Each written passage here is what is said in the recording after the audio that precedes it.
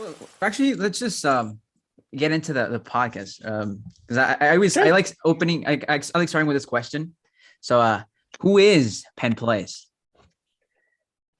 I am a fan of anything and everything there is to be about Lego. From anywhere between just the sets themselves, to the minifigs, to how it functions even. It's just part of the whole thrill of it for me. So, how did you get started into Lego? Like, what's your story? So I forget how long ago it was. It was definitely when I was younger. Hmm. Um, I remember like I got a couple sets for my birthday, like any other kid did. This was a long while ago, so it was like a classic before classic. It was called Freestyle, and it was a special like speckled bin. It Freestyle. had like a Lego lid on the top, so it's just a bunch of different kind of parts in there. It's literally just classic, but just an old, and the name for it in the '90s, basically. Um, and then like one of the like extreme team cars that was what's the best way to describe it? I mean, it's kind of hard to describe a Lego set from the '90s because they're all so stylized and unique. It's all black red with neon designs on it. But anyways, so I got into that, enjoyed it a little bit. But then my cousins got really big into Star Wars around the time that the Phantom Menace was coming out. Okay, Like so they like yeah. fully decked out for Halloween and everything, and as characters from the movie and everything, and they hadn't even seen it yet. And that rubbed off on me. And so eventually, for my birthday, I ended up receiving a one of the original Star Wars sets. And from there on out, I was hooked. As a, I had always been a fan of science fiction type spaceships, and Star Wars was such a unique thing for me, at least back when I was much younger. And it kind of blossomed into what it is today. But it wasn't until I received the Lego Racers PC CD-ROM game as a kid Wow, that's that that CD-ROMs. I yeah that was back when it was like, ooh, it's a video game on the PC, ooh, special. But um that game's whole concept was built around characters from themes from the past decade prior. So you have characters from pirates, characters from post classic but not quite 2000s space, um and adventures and stuff like that. So it broadened my horizons of what was available at the time, though that was at that very unique point where Lego neither had a space theme or a pirates theme or an adventures theme going on, or at least I found it hard to find the adventurous stuff, I suppose. But it broadened my horizons basically. So get like a little bit of Lego City here, a little bit of Rock Creators here, a little bit of Arctic here or whatever, and eventually getting involved in more of the Lego video games, and it just kind of snowballed into this big thing that hasn't stopped for years. That's kind of how it is with Lego. I mean, it's all wrapped in there too. It's like a little bit of this, a little bit of that, and suddenly it all comes together. Like, oh well, I love both even more now. Yeah, actually, I remember I had a Lego game first before I actually had sets. Because Really, yeah, I had the Lego Indiana Jones first, like the game. a classic. And then I didn't start buying Lego till 2010, or like Sure. it was late 2010. I got Harry Mm, Potter sets because before that I very was good. like into Bionicle. I wasn't into Sure. system sets, but after like when I started getting to like into Harry Potter, and then I got a Lego Harry Potter, and then got into Ninjago, and then actually I didn't like Star Wars when I was a kid. I started liking Really. Star Wars till I was like 11 because of Clone Wars, I right? mean, different for some people. Yeah. Like Actually, Clone Wars was in a interim time for me in Star Wars. I felt like, oh, I can invest more in Lego's action themes because they're all unique and different, rather than getting another Republic gunship or another TIE fighter, another X-wing. But there was in that era there that started to get repetitive enough where I'm like, do I really? actually, that's kind of how I feel with Star Wars right now. Like I haven't bought a Star Same Wars too. set in like 5 years. Actually the last Star Wars set I bought was this thing, the race speeder. Let me take these off. A very, very good set, and it helped that it was unique compared to the rest. But well, there's what I do appreciate about Lego Star Wars now is that because they're changing their perspective on how they're bringing Star Wars to people, it's allowing them to kind of revolutionize how they're designing the sets too. So True. we're so used to this specific size of X-wing fighter and this specific price range for it that this whole change in the scale and such is allowing them to really, I'd say, reimagine almost how they're approaching Star Wars to a point. It's been really interesting to see, and unfortunately, it's also completely reinvigorated my interest in Star Wars. Just because, like, oh, I can fit this in my room instead of it taking up a ton of space. I'm actually really interested in getting the X-Wing for that same reason, because the X-Wings are so big, but now with the new $50 X-Wing, I'm genuinely interested in getting it. See, it's funny how we say, "Oh, it's a little, it's smaller."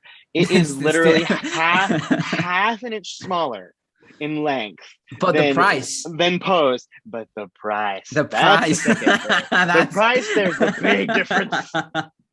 I don't know about you, but I'm a very cheap person. I always try to get sets as cheap as possible. Even See, nowadays, yeah, go ahead. I always try to get like on Facebook. I'm always on, like, every day I wake up, I look up Ninjago on Facebook because I know people are selling their old Ninjago stuff, and I'm trying to get those deals. Of course, of course. I don't Makes know about sense to me, you. especially on like aftermarket stuff too. Like you're gonna want to get the best deal that you possibly can because some of that stuff is super duper expensive. I mean, I don't know if you saw, I don't know if I shared it, but I recently got this set for $30. Things that are about to fall. But I got this set for $30. For $30. For $30 and Samukai included. Oh my gosh. Now that's No, a deal. yeah, that's the deal. Yeah. But then I realized it's Facebook Marketplace for you. So No, some pieces were broken, but it was pretty sure. replaceable. But actually, this is a super weird story. The thing about Facebook Marketplace is I have to drive to very weird places in my hometown to pick these up. And I remember, like, with that said, I had to drive like 30 minutes to like Uptown, but it's like an area of Uptown I've never gone to. So I was very, very scared. To explore, might as well. It was Look kind of where sketchy. Ninjago's bringing you. It was kind of sketchy. And then I remember the guy was waiting for me at this random store, and I was like, "Are you the guy?" He was like, he was with like 4 kids, and he just, "Oh yeah, you're like Lego?" I was like, "Yeah, Lego." He opens his backpack and gives me the set built. That's great.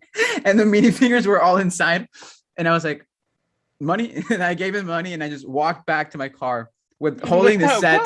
And there's like very sketchy part of town, and I just opened the car, put the set in like the driver's seat, the passenger seat, and I drove away.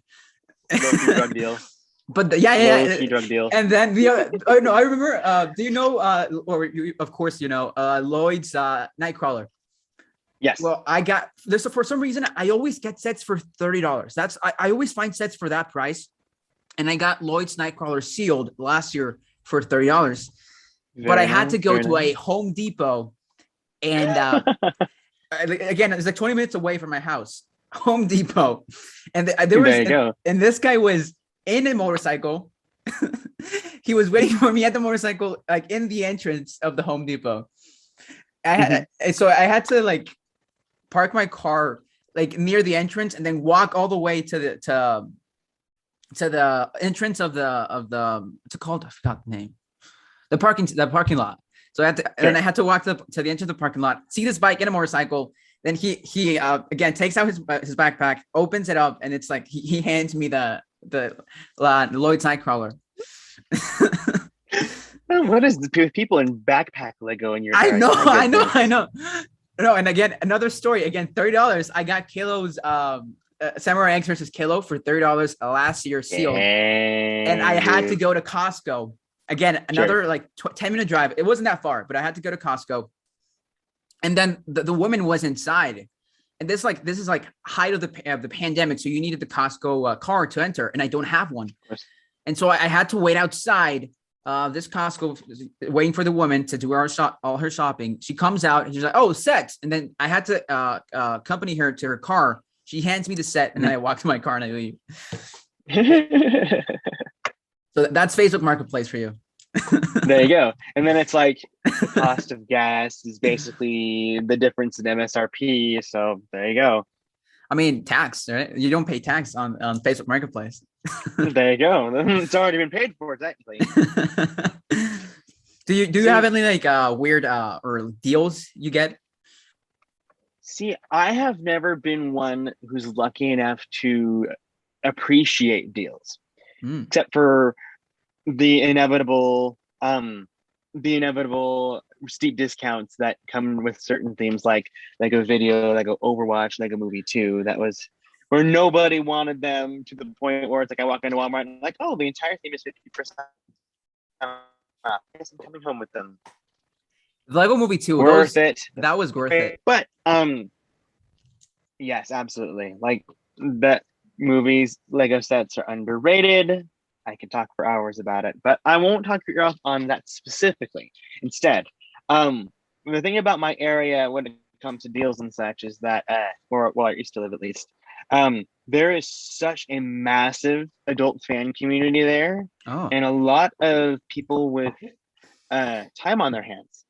So whenever deals would come about, they are already either checking online or checking the apps for all these stores to see if there's discounts going on, just to ensure they're the first to get them, and they'll buy out all of them if all of the if multiples of the same product are on sale, and with the full intention of either keeping. And that was such a rampant thing that getting a deal that wasn't online, and fortunate, except for the fact that, well, part of the other reason why I haven't been able to appreciate good Lego deals is that I worked for the company for 7 years. yeah. So having worked for Lego gave me access to an employee discount, and that very much enabled me more than it probably should. But it made it so that I appreciate finding sales and deals a little bit, or at least back then, a little bit less than I would do now that I no longer work for them. But sales and deals, I remember back before I was employed, and this was, we're talking peak early Ninjago here. We're talking 2012. Wow. I lived in the Pacific Northwest, so we had these stores called Fred Meyer's, and Hmm. back then, they would have deals on toys and such, where they would not exclude anything. And my family had a family member who worked for Fred Meyer's, so we had employee discount access, and Mhm. they would stack.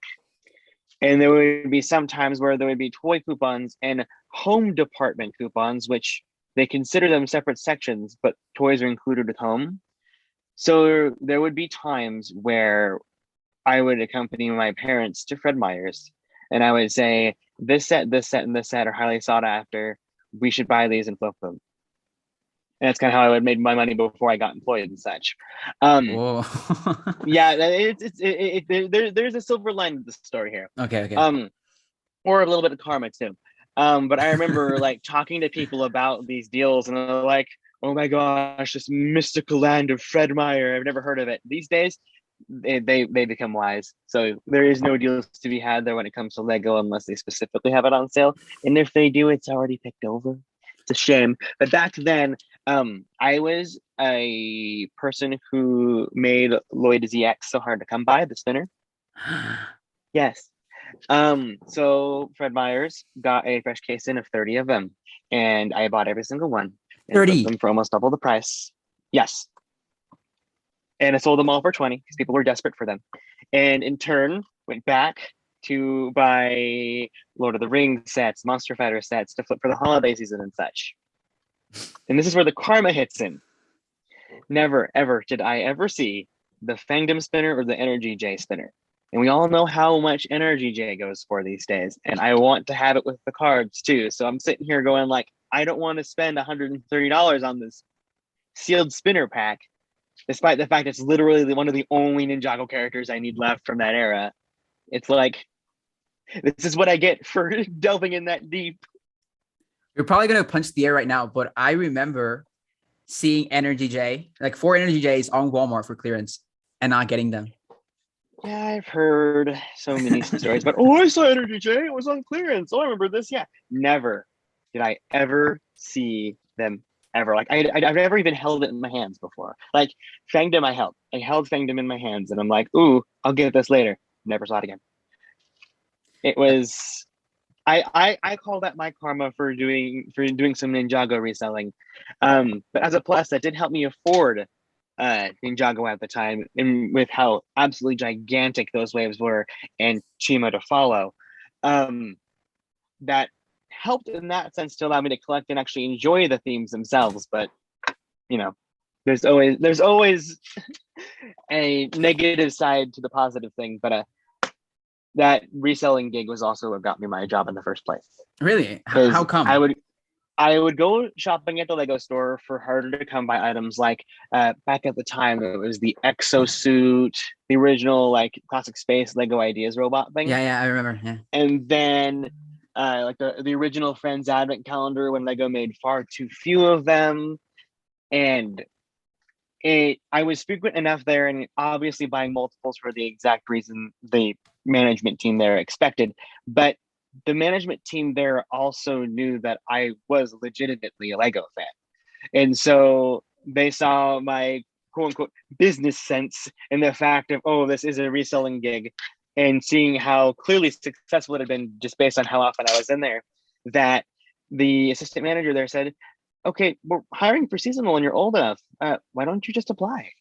And so I just took her advice. And since then, got on the permanent part-time team, and the rest is history. I actually got rejected to work at a Lego store. Really? Yeah, That does last happen. year, when I turned 18 last year, and over here where I live, you need to be 18 to work, especially Sure. retail. So Mhm. I applied, and because of the lockdown and everything going on, they said no, and so I started a channel instead.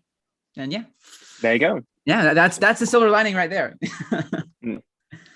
There But you have it. I find it odd because there used to be only like one Lego store in my area.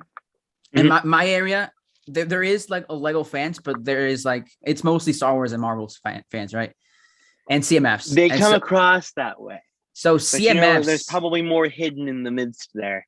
Oh no, there's definitely like Ninjago fans, Yeah. but Yes. like Ninjago is always on sale, like in Walmart's and all stuff. But like Star Wars rarely is on sale. Star Wars and Marvel is also rarely on sale. But like the CMFs is what annoys me because they're like there's never CMFs at my Lego store or like at stores Really? nearby. Yes, because there's people.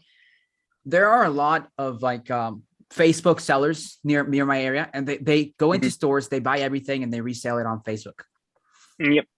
And yeah, They read that CNN article that Lego has more value than gold. That's what, 13 years old now, around there or something.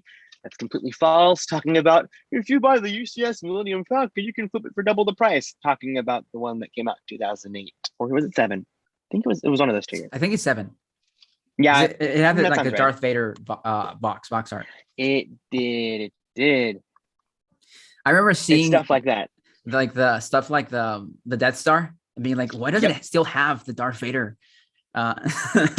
box art? It's because it's just that old. Yeah, it was really interesting too, because that set was always one that, regardless of how old it was, people were buying it constantly. So because it's the Death Star and all the minifigures in there, despite being incredibly ancient for what they were, people were all over it. Like, oh, but it's the Death Star. I'm like, perfect, go ahead, enjoy it. But I remember when it retired, the initial version of it, to be re-released later in the year, to spruce it up and such. We had so many people who came in the store so distraught that it was gone, because like we had kids coming in who had saved up for years for it, finding out that it was gone. And I'm sitting here going like, yeah, I've heard those rumors. I like in the back of my mind, because I can't exactly share it with them, I've heard rumors that they're making another one, so maybe you should wait. And then of course that paid off in like 6 months when Rogue One hit and they decided to remake it. But it's just really interesting how much excitement was for that set, because you see online, it's like, oh, I like the Death Star 2 better than the Death Star 1 because the Death Star 1 is a play set and it's weird and strange. there was never any excitement from anybody but hardcore Star Wars fans for a completely shelled up Death Star. And I think that's pretty interesting because you see them making more of the playset style sets, like with the cantina and such. Mm-hmm. And I can't help now that they're trying to make it so that they both look good and are playsets too. And I look forward to more of what they'll offer in that aspect. But I feel in the back of my mind that there's going to be an $800 Death Star that doubles as both a shelled and a playset one in the future. And I don't know if I want to get in on that or if I will be content with, oh, I have a one of the older ones from forever ago. I think I should be okay. But time will tell. I don't know. I think I'm very confused with like Lego's direction of Star Wars because it does seem like they're going in a more adult friendly direction, but at the same time, it does seem like they're going in more child friendly direction, like with Hoth, right? The 2022 waves, the rumors. Rumors, because it's definitely not based on anything. Nope, not at all. Not at all. See, you actually, well, you know about this, and that's one of the reasons I want to talk to you. I don't know if you know, I'm not American. I'm Mexican. I live in Mexico. Really? Yeah, and I live in Monterey. That's 2 hours away from the factory. So near my area, really, you see a ton of factory stolen minifigs. And over the summer, I had this. This is like someone had to tell me this because at that time I didn't know it. But over the summer, someone near my house was selling the Wanda fig, and I was like, oh, it's super cheap. I can just drive 10 minutes and pick it up. And so I did, and I remember I posted it, and I remember that video blew up. I think for a time, I now it's taken down. But like for a time, it was like the most viewed video on my channel. And, a lot of people in the comments were like, oh, how do you get this? And a lot of people reached out and like, dude, you have to take this down because it's like stolen figs. And you know more about this than me. So I wanted to ask you like, yeah, because your context, you're working for Lego. Yeah. Like, what do you know about stolen figs? How much of a problem is it internally in Lego? I don't have a specific scope for how rampant of an issue it is. I just know that what's interesting about it is that, well, Lego's manufacturing stuff usually begins anywhere between 6 to 10 months before launch.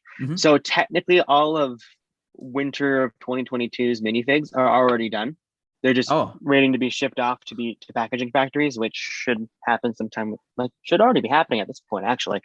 But what happens is that once the parts are manufactured, the parts get shipped to the packaging factory. So the one in Mexico is a packaging factory. Yeah. So sure, they'll handle all the finished parts. They're not making them there.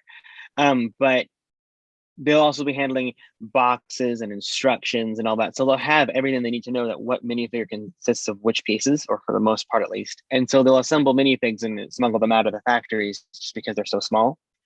It could be considered an extremely serious issue if not for the fact that it's much closer to launch than when it's been manufactured. But because a lot of the minifigures especially belong to IP holders, so like Marvel and Star Wars, and those tend to be the ones that are often stolen because of their value, it can become an issue with the partner itself. And they'll be like, why is this public? This isn't meant to be shared. But then you also see other companies who are talking 6 months out about their upcoming action figures, but that's neither here nor there. The thing is, though, is that because the fact of how universally loved the Lego minifigure has become, people are willing to do anything to be the first to say, I have the cool thing, much like someone who gets leaks wants to share it with the world. And because of that, there's that market there where even if something is stolen good, there's still a want for the bragging rights of being the first. Yeah, and true. I think that's what's really pushing that market, especially despite the fact that, oh, they're cool minifigs and we all would love to have them as soon as possible. I'm just thankful that Ninjago isn't as bad as it used to be. But you can thank Legacy for that, for giving us 7 bajillion Legacy Kais. But wait, what do you mean with not as bad as it used to be? So back in the day when Ninjago, we're talking like 2014, 15 era. Okay. I remember especially compared to now, like these minifigure stolen minifigures from the factories and such. Often they would be Ninjago minifigures on top of just Star Wars or Marvel characters, where now you don't quite see as many of them pop up. Like I remember back in like 2019, was 2019? No, it was Master of the Mountain, where we Oh yeah, were yeah, like yeah. I remember. seeing like the Skull Sorcerer early and such. Those are some of those rare instances where we were seeing a Ninjago minifigure of all things early. But I kind of appreciate the fact that we don't get that as often, only because it allows for it to be a surprise. True. I remember when the Skull Sorcerer was revealed, everyone was making videos of like, "Oh, who is it? Is it Klaus?" I'm sitting here going, no, he's in the underworld. What are you talking about? What are you talking about? No, but Stop. But actually, it did kind of become like scary for me that back then because for like I was for in one side I was getting so many DMs of people being like demanding me photos, and on the other side I was getting hate for having the fig, and Yep. and I've seen you tweet like, oh, the only thing you like. I remember I saw. I think it's the first time I ever saw your Twitter or like Instagram. I remember I saw it, but someone had the new J fig, right? Yep. The 2021 2022 J, and you said like the only thing you're showing me is you support theft and or something like that. Do you remember that posting that? Yes, I do, and I did find out that that was a custom, Oh, but okay. like it's all over. It's all over promotional stuff that's being implied to be for 2022. I mean, you see, even Masters of Fujitsu is saying, "Ooh, new 2022 minifigs."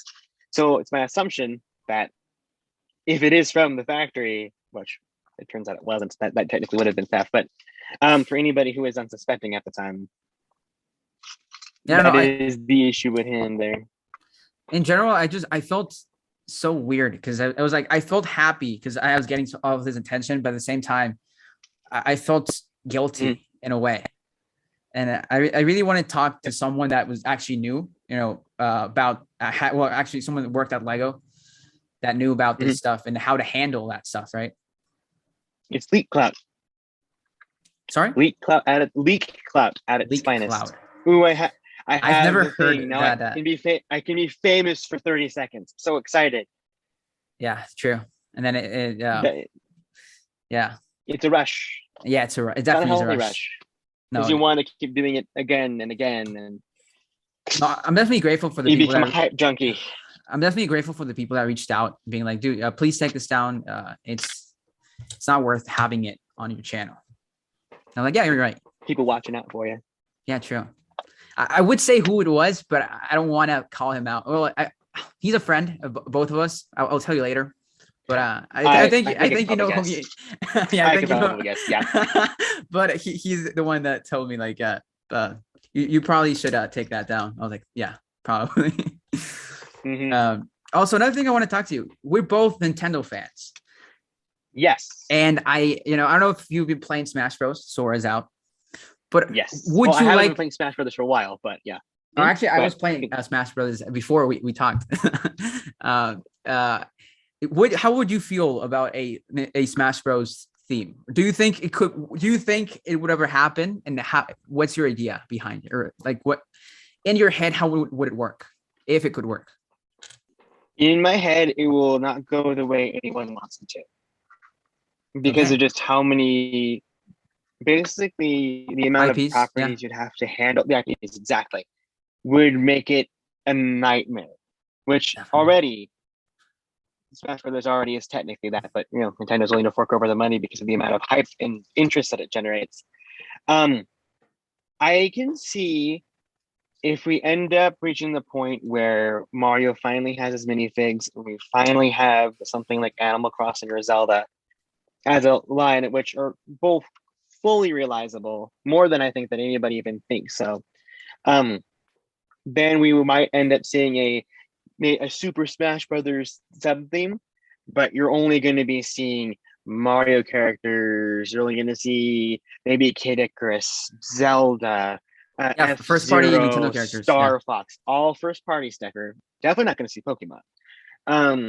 but like you could see Earthbound, Pikmin, Splatoon, but then you could see there's the companies that they majority own, like Monolith and Intelligent Systems. So you might see Xenoblade, which I would die if that happened. Yes. And then Fire Emblem as well, which I know everybody's very opinionated about Fire Emblem characters in Smash Brothers, but they're some of the most exciting character designs that Nintendo has personally. Mm-hmm. And seeing them in Smash Brothers and as amiibo figures, as it were, is really exciting to see for me at least. So if they were to make mini figures of them, I'd be ecstatic. I mean, I am an Ike main, But so I love Fire Emblem characters. Very nice. No, but I was actually younger Ike or older Ike? Older Ike.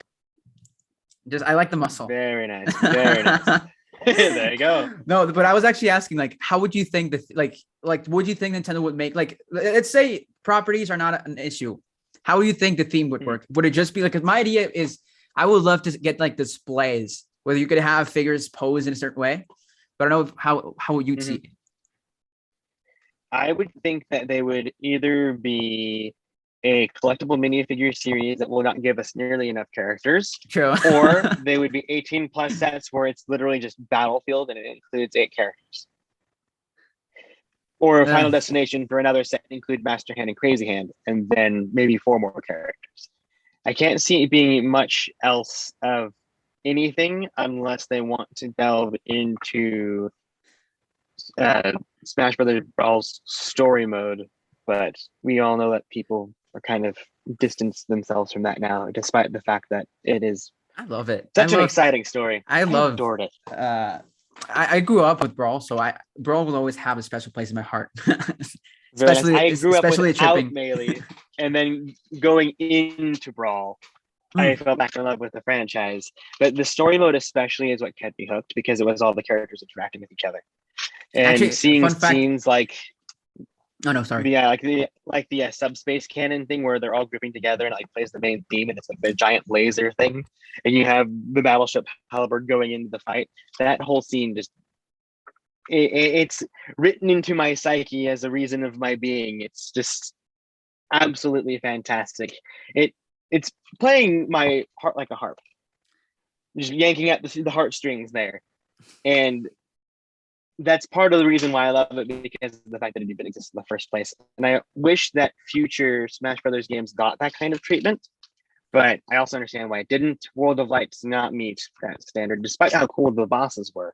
But that would probably be where I would see them making a quote unquote theme out of it. But in reality, what you could be doing is you could make like a $15 set that includes some of the very basic baddies that you fight. And then you have a set that's just your battlefield, your final destination, and then make a set where it's like 2 characters are fighting the final bosses of Brawl and Ultimate, and there's your sets. But then like you have a UCS Battleship Halberd or something that's out, and you have that, or you have a Pikmin set that's just the ship, and maybe there's a Kirby set that includes them in the Warp Star or something, or they actually bothered to do Captain Falcon's. I think it's more of a shuttle than a spaceship. Like it's the one that flies over Big Blue and Melee. I think I forget if that was actually in a game or not. But besides the fact, like there's interest there. Samus's gunship. I'm like that should be priority right now, honestly. But have you played Dread? I have played 100. I have 100% of Dread already. Wow. I'm like 3 hours in. I am about to finish it. I mowed into it for over the course of 3 days. I think it was 11 hours of playtime. I'm not much of a person to replay games unless I feel like I want to in the future, so I'll wait until then. But when it comes to Dread, I feel that it is designed for easy access, but is meant to be rewarding for the incredibly hardcore fans. The game has instances where you have to play Samus frame perfect. Do you understand what that means? Yeah. Like I suppose for the listener's sake, there are on your screen when Samus moves over the course of 1 second, there are anywhere between 30 to 60 times that she moves between 1 second. A frame perfect move means that only at one of those singular 30 or 60 moments are you able to press the button at just the right time to do the correct thing. And if you miss it, you just have to start all over again on a certain puzzle or something. But that's all under a second. You have to have that massive reaction time. And I felt like my hands were being like tied into knots trying to get across all the buttons because there's just so many buttons to press to do certain things in that game. It is very rewarding when you end up getting those things, but you kind of sit there going like, this really isn't something I should have to do to 100% this game. Now, eventually the people who are going 100% the game are going to be the people who play it constantly and try to master it to make sure that I can play this anytime I want and I can show off that I'm getting a faster score and get a full end game arc. And that's fine. But for the casual player, you're only going to really want to play through the story mode, the actual story of it, and call it good, unless you feel incredibly compelled to. But if you aren't convinced to play Metroid Dread and you are a fan of 2D games and like previous entries in the Metroid series, it might be one of the most refined Metroid games I have ever played. It's so fluid. I love it. It's just silky smooth as butter. I don't know if you played Samus Returns. Yes, it's just that kind of solidified like, wow, you can really make Samus feel like she's fully capable of what we've always been told. And then Dread brings that to a whole other level. On top of just the fact that for moves, there's other things actually in the story that make it go, okay, she's awesome. If I loved her anyway before, I love her even more now. And it's very rewarding playing as her when you finally understood the controls. And I love that about the game. Actually, I found myself playing more Samus in Smash recently. Just because of the I call it the Metroid Dread effect. Like Samus is in my mind, so I want to play more Samus. There you go. But it's not like, oh, I could play as Ridley, or I could play as Dark Samus too. I could play as Zero Suit Samus if I'm feeling like I want to go super fast and zippy. Sure. No, but Samus. I'm a Samus guy. It's so funny because for the longest amount of time that I felt that series, much like Star Fox, just kind of sat there on the this is in Smash Brothers shelf, and that was it. Especially after the absolute thrill, and I say that sarcastically, of Other M and its impact on the future of the series. But I'm glad that we've reached a point now where Nintendo realizes, hey, we should actually do something about this. And we're here potentially on the cusp of, what was the most recent rumor? A Metroid Prime 1 remake. Actually, I remember, like, well, there's always rumors about Metroid Prime, but like, there's been rumors about Metroid Prime trilogy being remade or remastered for years. Like every E3, it's always like, oh, there's gonna be a Metroid Prime. They're gonna remake it for the Wii U, and it's gonna be an HD, and it's like, here's the Wii version of a trilogy for $30 you enjoy. Which, if you have a Wii U right now, you can buy every single Metroid game except for Samus Returns and Metroid Dread. Buy those games, play all those games, and love those games forever, please. Except, go with an open mind in Other M. It's not terrible, it's not the best, but it's also not the worst. It just gets kind of like what is it? Sonic 06, if you're a Sonic fan. Anybody who knows that will understand that. Actually, I grew up with Sonic 06. That was my first Sonic game. So I have a special place in my heart for it. So you have the automatic bias for it. I appreciate that. See, my brother's always been digging like the speedrunning stuff. Uh-huh. So when he found out how much you can break that game, he was just sat there, mind and mouth agape, like, this is amazing. I want to do anything and everything I can to break this game because it's so amazing. But then, of course, you have that on top of the absolutely gorgeous and underappreciated soundtrack of that game, which, I mean, it's a Sonic game, of course, but that game especially, it's something else about it. And then I know that this is a very unpopular opinion, but when it comes to Sonic the Hedgehog stories, it might be one of the best they've ever told. Sans the very famous ending scene, Yeah, which, yeah, I was about to mention that. was like, she could just pray and it would be okay. But no, we went the extra mile and went for bestiality. But it's a Sonic fandom, sometimes they feel that way, But I'm very much one to give the benefit of the doubt, both in real life and with video games. So Mhm. I have a sealed copy of Metroid Other M. That it's not that I'm deliberately keeping it sealed. It's just that I sold it initially to a friend who wanted to play it. I never got it back because I know that he hated it. And I got it for like $20 at like a gaming convention because it kind of sat there as shovelware almost for some people because of the opinions that people had online for it. I'm like, no, I want to have this piece of history, especially if it's in good condition. So it just kind of sits there waiting for the day where I eventually end up getting compelled to play it again. But um, I remember seeing Metroid Other M on like $5 bins at Best Buy. yep, that sounds about right. I vividly remember seeing like Hot Wheels games, Garfield games, and Metroid Other M. Yeah. But I'm always very much a fan of narrative. So Sonic Obviously. 06, Metroid Other M is very big on narrative. It kind of contradicts character arcs, but I do appreciate for its theatricality. What's another game that was very big on theatrics but didn't hit its mark? What was I thinking? It was Legend of Zelda Skyward Sword is considered a subpar game, which True. is purely because of its waggle controls, which have I only like them been actually. brought to. I can't play the game any other way. It's one of those things where people don't have the patience enough to learn the controls enough to bother actually understanding how the controls work. You have to actually think of the mindset of I am holding the sword. What I do with the sword is what happens on screen. And once you figure that out, it completely opens up the game. True. And Yeah. once that happens, you start to appreciate the narrative a bit better. And although it is certainly not the best Zelda, I firmly and wholeheartedly believe that it is the best narrative Zelda, and it is also my favorite Zelda. And my favorite being different from the best, by the way. So most people say, "Oh, Ocarina, or Breath of the Wild, or Majora's Mask." Yeah, I'd go with Breath of the I can Wild. agree with one of those being the best, but favorite though, Skyward Sword, just because of how great the story is. Zelda is one of Despite the those backtracking, franchises that I'm always so frustrated that Lego hasn't made it into a set or theme.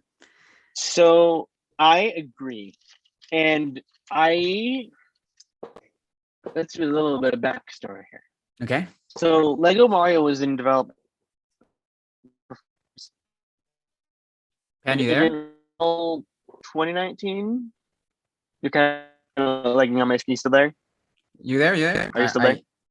You cut out a bit. Yep, I see. Okay, cool. You froze there, so I just want to make sure. Because of how long it took to develop that, you could tell that they're very much heart set on. We got to make sure that we only have the Mario course builder step out to work.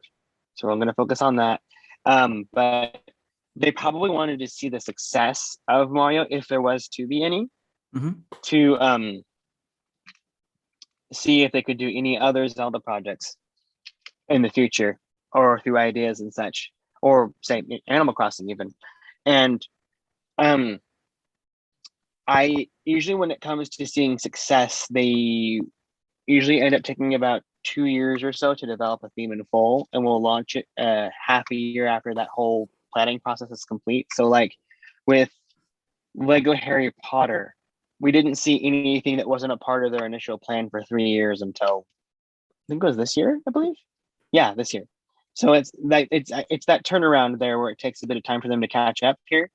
So I personally feel that if Zelda is on the docket, summer of next year. I agree. I completely agree. Yeah. Yeah, I completely agree. And another thing that kind of leads me to believe that that's a legitimate thing is the fact that we've had 5 Lego Ideas projects, and they, no matter what shape or form they take, they are denied. Usually when that happens, it means this already exists and we're not allowed to have it through a fan project because Lego's already making it. And I will gladly take that. I take a theme over just one idea set. See, the thing about ideas is that it's a gateway to a full theme. So a theme like Minecraft would not exist without Lego ideas. That's what initially started out as. Oh yeah, I remember and the eventually small developed ones. in even further than that. Yep, the little micro worlds. And then I wholeheartedly believe that Sonic will eventually do the exact same thing when it launches sometime next year. But then like the apartments sets for like Seinfeld and Friends, the fact that they keep making them are all stemming on the fact that the ideas project was so successful. The fact that we still see Ghostbusters sets is the exact same situation. And a lot of the people who are in the Lego Ambassadors Network have kind of tossed around this idea that Lego is looking for the next Minecraft, and they're still behaving as if they haven't found it yet. And I'm sitting here like, wait until Sonic releases. Watch what happens. Yeah, Sonic's gonna be huge. But I always prefer Lego to start off with the Lego Ideas project just to make sure that they know that it works, only to watch it sell out so incredibly fast for them to kind of realize, why didn't we do this before? And I think that they don't need that for Zelda. I think they know. I think we've made it I think we've all made it pretty clear we want Legend of Zelda. But what I think would be really interesting to see here, especially, because we watched the rise and fall of Lego Overwatch and wondering what's going on here. These things came and went. I sit here watching a T-rated game have sets for 8-year-olds. I'm like, no, that's not how that works. Especially now that the 18 plus line is around. And the fact that they actually have made success out of both Minecraft and Lego Mario, I'm wondering if they might broaden their horizons beyond just these kid-friendly IP and make 18 plus sets for iconic video games of all time, basically. Like maybe God of War, which would be awesome, probably unlikely. Final Fantasy, Kingdom Hearts, Horizon Zero Dawn. Be cool if they did Halo, but Mega already has that and has that cornered. But it's stuff like that that I'm really intrigued to see, and it's part of the reason why I've been so open to the idea of the 18 plus line too, because I know that so many people are here going, "Oh, why do they keep doing these dual black boxes and such?" The box never mattered to people. The market that's going after the black boxes, it's a psychological thing. It's like, oh, it's a really fancy luxury thing for me, a grown-up. True. And in reality, it's getting them hooked on it, and they're not keeping the box, they're keeping the toy. And because of that theme's success, especially with the rumors for what Star Wars could be bringing out next year, that is literally what I could have asked for at any given time in the past 10 years. Like, I just want a thing to represent my favorite thing from this thing. So like, it's like what I was saying before, an 18 plus Final Destination set for Smash Brothers. Like, sure, it's static. It's not going to be very exciting for play. That's not why I would get it. But it would look cool and it'd give us cool stuff. So I'm hoping that the store being open will allow for more of that in the future with video games as a whole. Actually, my I don't know if, are you a Persona fan? Persona? I am open-minded to it. I have not delved into the series. I know that it is fantastic to the people who play it. And I just sit here going like, oh, one day, because I hear Persona 5 being like 150 hours plus, and I'm like, I don't know if I have time for that right now, but I want to. Well, Persona really is the one theme. It's like my one dream. Like the only thing I want is a Persona 5 Lego set. And I remember I once wanted to do a Lego Ideas, and then you can look up the IPs that are allowed in Lego Ideas, and it was like red listed. So you're like, nope. Yeah. My dream has been canceled. But yeah, maybe play through ideas, but yeah, eventually I will. You should play Persona 5. Come on, it is. Oh no, it's on the list. It's just that there are so many other games that I have a backlog to play, but then also that I'm kind of just sitting here like I could play one of my older games that are only 40 hours instead for a little bit, because I've played that for 8 or so years or something. Like, since having a job or two and dealing with Lego stuff in the social media space with that, I've had less and less time to enjoy video games, and I want to get back into the swing of that, of course. But so other video games will likely get a priority before that, but Actually, it took me about a we'll see year what to happens. finish Persona 5. Well, how long? About a year. I was a gift. Actually, I'm not an RPG fan. I'm more of an action adventure guy, and so especially like role play, or like what's it called, the turntable or thing, or what's the proper term? Turn-based. That's the word. Turn-based RPG. I'm not a big fan of that. Like Pokemon, never been my thing. I've played what's it called? It's Undertale. Also not my thing. I like the music, but it's not my thing. But then my girlfriend gave me Persona 5, and I fell in love with it. It's again, like its narrative is so compelling. You get used to like the gameplay, and it's like man. See, the thing with Persona is that it is still turn-based, but they do it in such a way where it's like you're actively thinking every single spot. You're not just going plink, plink, plink, press button, open menu, plink, plink, plink, press thing. You're like, we're at dynamic angles. We have an art style on every single inch of this thing. And then when you press the button, they're going full animated attack here.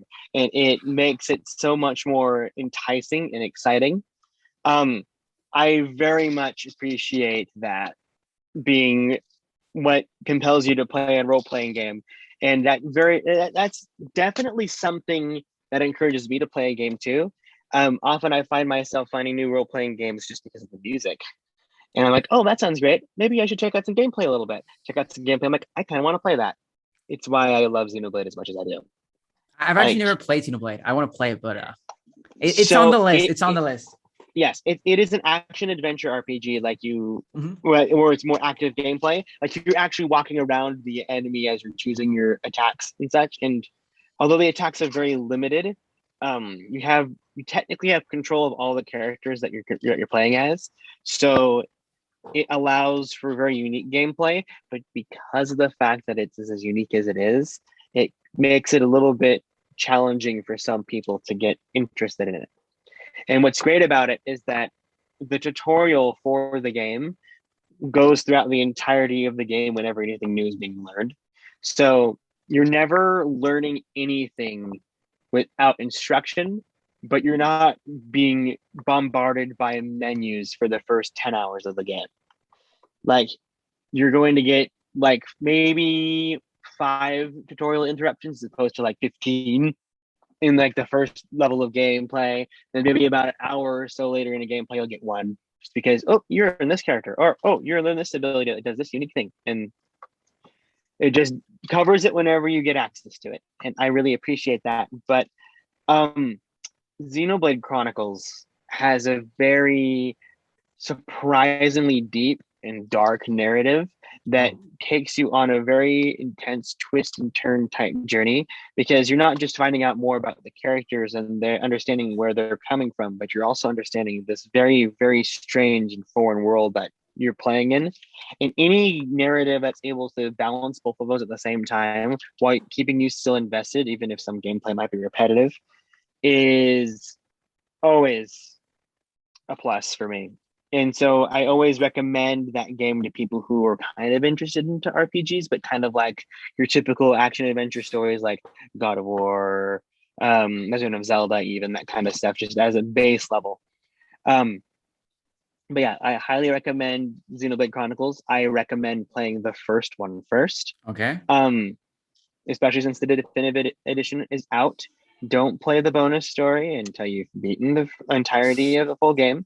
Don't get too excited about it though, because you're gonna feel excited about the after story, the secondary story on there after you finish the first game. It's not too exciting, but apparently it's supposed to apply to the future of the series, but we don't know what that is yet. Okay. Because the game came out before 2, but then the definitive game with the after story came out after 2, and 2 falls into a territory that many anime games are big on right now of like doing roulette games for specific characters despite the fact of it being unnecessary, or deliberately making characters look a certain way to elicit certain feelings. Yeah, I see your And point. as you can see through Pyra and Mithra in Smash Brothers, Yeah. that black sweater that Mithra wears, she is not wearing that in Xenoblade Chronicles 2. No, really. But there's nothing in addition to that. I did not know that. Yes. They call it her Smash Brothers outfit, actually. Like, they had a spirit of her in Smash Brothers Ultimate very early on, where she was decked out in that design. Okay. And people were like, "Oh, why is she designed this way? That's not how she looks in the game." And then the game updates when Smash Ultimate comes out and says you can get the ultimate the Smash Mithra outfit for Mithra, and you can change your outfit in the game to have the sleeves and the undershirt too. So technically, it is in the game now, but it's up to you whether you want to use it or not. And then eventually, when she released, she's wearing her Canon Smash outfit in Smash Brothers, of course. They made it work. But she's definitely not the worst scenario in that game. And it definitely ends up being a drawback point for some people when playing the game, when at its core is still very much a Xenoblade Chronicles story. And it is very much a sequel to the first game, which a lot of people don't understand. It's not like Final Fantasy, where you can play 7 on its own, you can play 15 on its own. But you have to play 13-1 before you have to play 10-1 before you play 10-2. Actually, I thought Xenoblade 2 was Final Fantasy. Like, each game was a different story. Because Xenoblade Chronicles X is different, right? Or is it also? It is a completely different story from what I understand is that it has a lot of inspirations from the main storyline that you could corroborate to it being a part of the main story, but I have not played that game in full to tell you. I see it a lot kind of as biding my time to see shovelware. if a remake gets made, but that's because it was on the Wii U. Yeah, true. I remember when I got a Wii U back in 2012, I was made fun of by my friends. Oh, too bad they don't have one of the best Nintendo consoles when it comes to back catalog. Yeah, I remember the only game I played was Metroid on there. Nintendo Land and Lego City Undercover. I love that game. I love Nintendo Land so much. And any of the games that they haven't ported yet, why haven't they ported Nintendo Land? Come on. True. Especially the Samus minigame or the Metroid minigame. Yep, it's purely a tech demo game. I get it, but it's fun. You could port Wii Sports onto the Switch and it would be great. Wii Sports would sell super great on the Switch. Just because it's Wii Sports? Yes. But Wii Sports Definitive Edition, it includes 2 new modes. Or it'll be like, it's the definitive catalog of all of the Wii Sports games. So you can play Sports, Resort, and anything like it. You add like an extra mini game, and it's Wii Sports Plus Deluxe Wii Sports Resort Plus, something like that. Plus Deluxe featuring Dante from Devil May Cry and Knuckles. Oh man! And then they charge you $60 for it anyway. Wait, I'm confused. Did Nintendo port Wii Sports to the Wii U? Like, it was like Wii Sports something. They made a Wii, like, I think that they kind of incorporated it into Wii Fit. Like, there was this Wii Fit Club thing where there was definitely some things inspired by it, but it had some of the fitness measurement stuff or whatever incorporated into it to make it a little bit more in tune with the actual idea of the game. Because I remember the ads, right? The Wii U ads had like Wii Sports where you could put like the gamepad and like as the ball and you just hit it off. Oh, that's right. That was the reveal of like, this is how it works, you guys. Everybody's like, wow, that's a really cool screen thing that you can add to the Wii. I wonder how much it costs. $350. What do you mean? It's a console. Console. Yeah, it's a console. Like, oh, I actually wonder what went wrong. I remember buying the Wii U and being confused. Why did another Wii game included? I was so confused. See, I was weirded out from the start. Like, isn't it a peripheral to add on to the Wii? Can I get it on its own? But then I read a bit more, and it's like, okay, so it is its own completely brand new console. I want in on that. And the Wii U brought us some of the best games that Nintendo has ever made. Just no wonder why all of them have been ported to the Switch. But we're just sitting here waiting on Nintendo Land and Xenoblade Chronicles X, and that basically that console becomes obsolete regarding its specific hardware. True, yeah. But well, there's something else. I forget what it was though. Zombie U, huh? Oh, I had that But game. I mean, at the time, it was like that era where it's like, oh, it's something new for the Wii U. Let's buy it for the Wii U.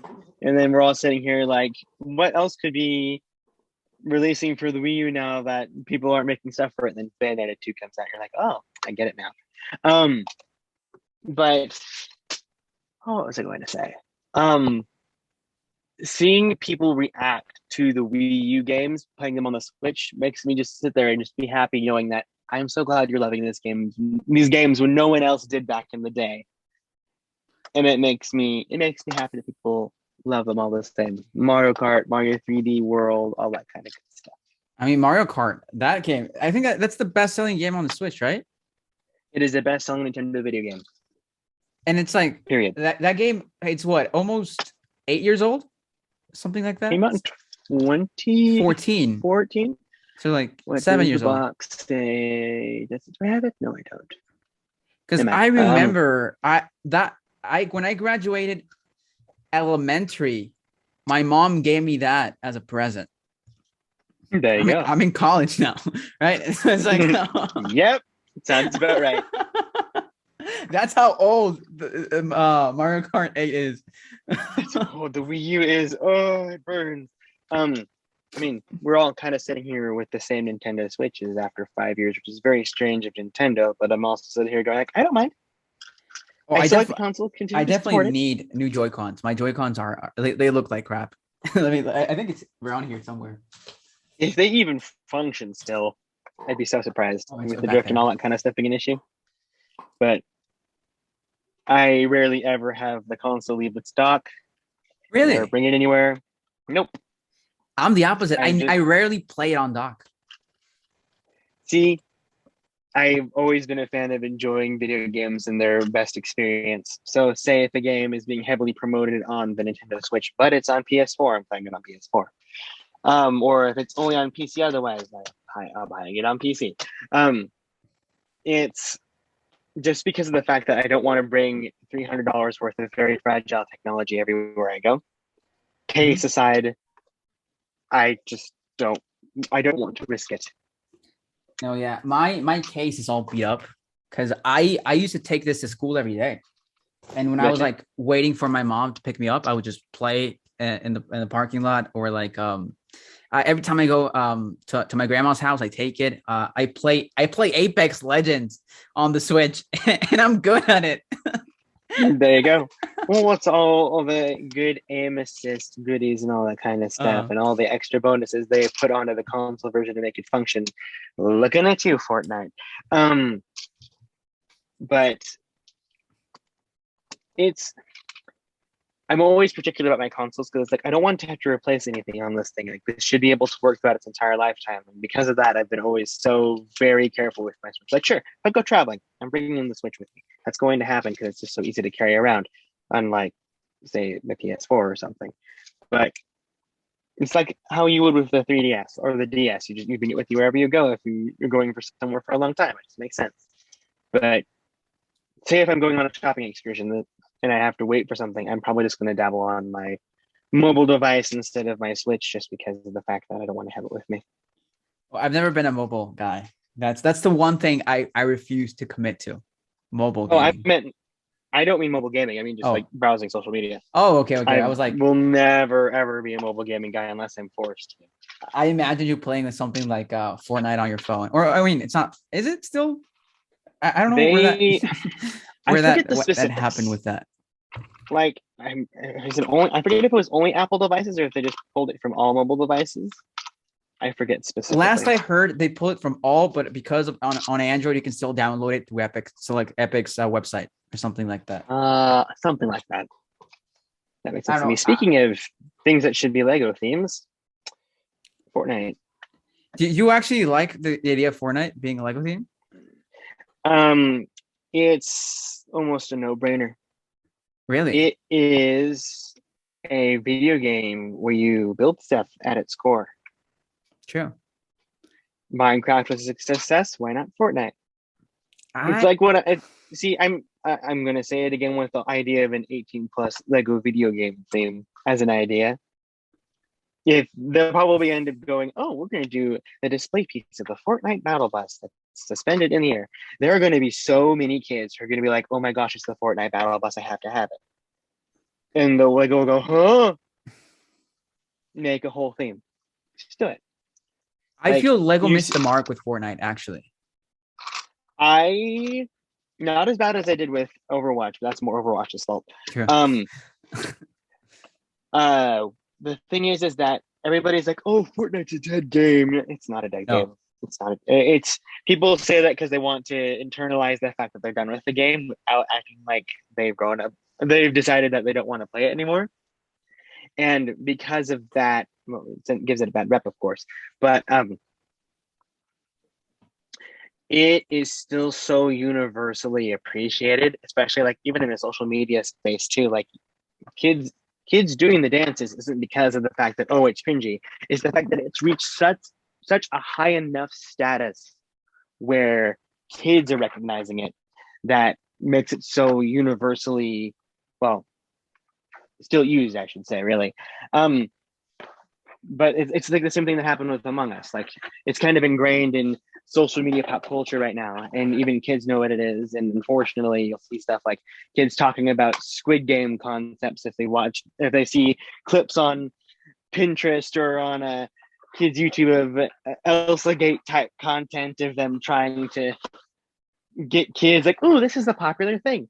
And really it shouldn't be, but it's already ingrained in the culture to begin with, so it becomes kind of universally known. Fortnite was that. Basically, Fortnite was what Among Us was during the pandemic at that echelon of stuff. And once you reach that threshold, you really can't come back from it. So even like, they would have to do something terrible or literally kill the game in order for it to never not have enough of a user base. And what'll be interesting too is that much like Mario, Lego Fortnite would end up bringing in a whole new crowd of people that have never even considered Lego just because it's Fortnite. It has my favorite skin in the Lego set. I want it. You do have a point there, yeah. Especially if they end up tying a CMF series to it as well.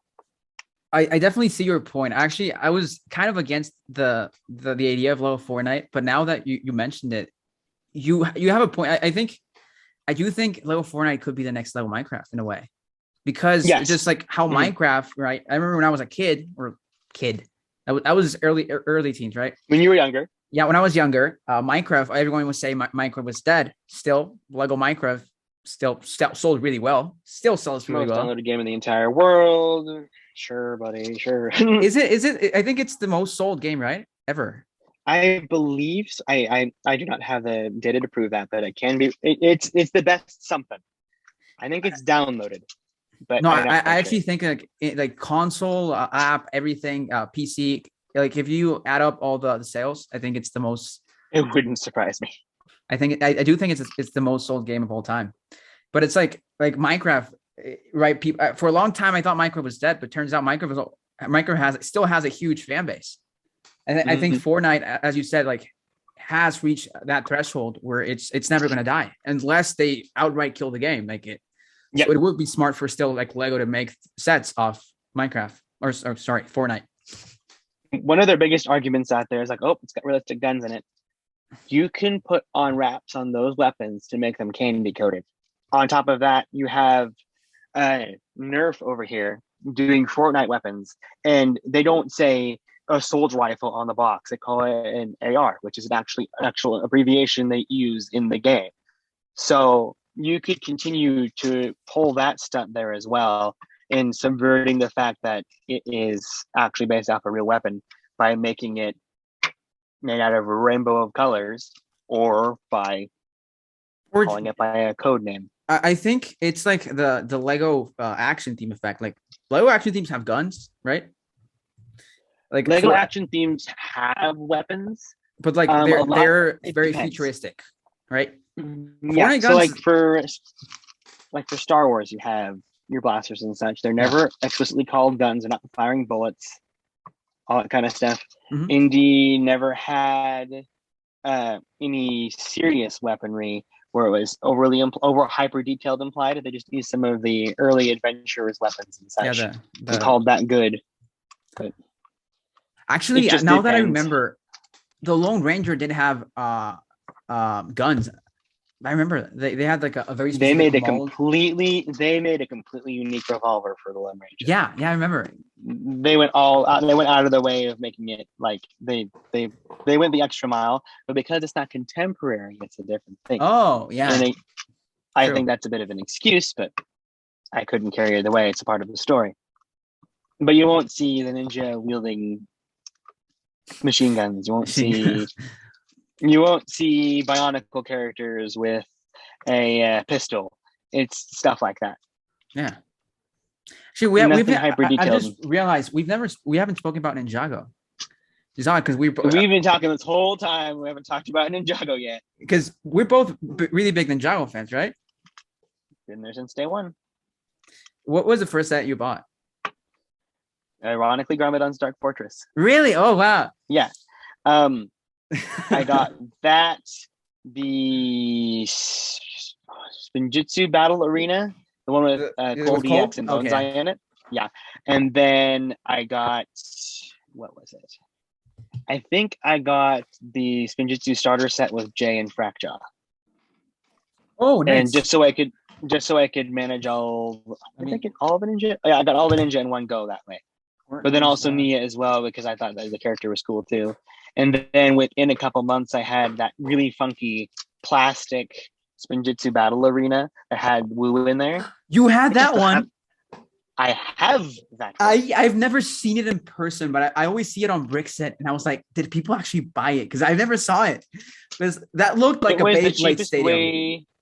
Yeah, it's exactly what it is. That's exactly what it is. It was the cheapest way to get Woo, and it was exclusive to Lego stores. So it was relatively hard to find.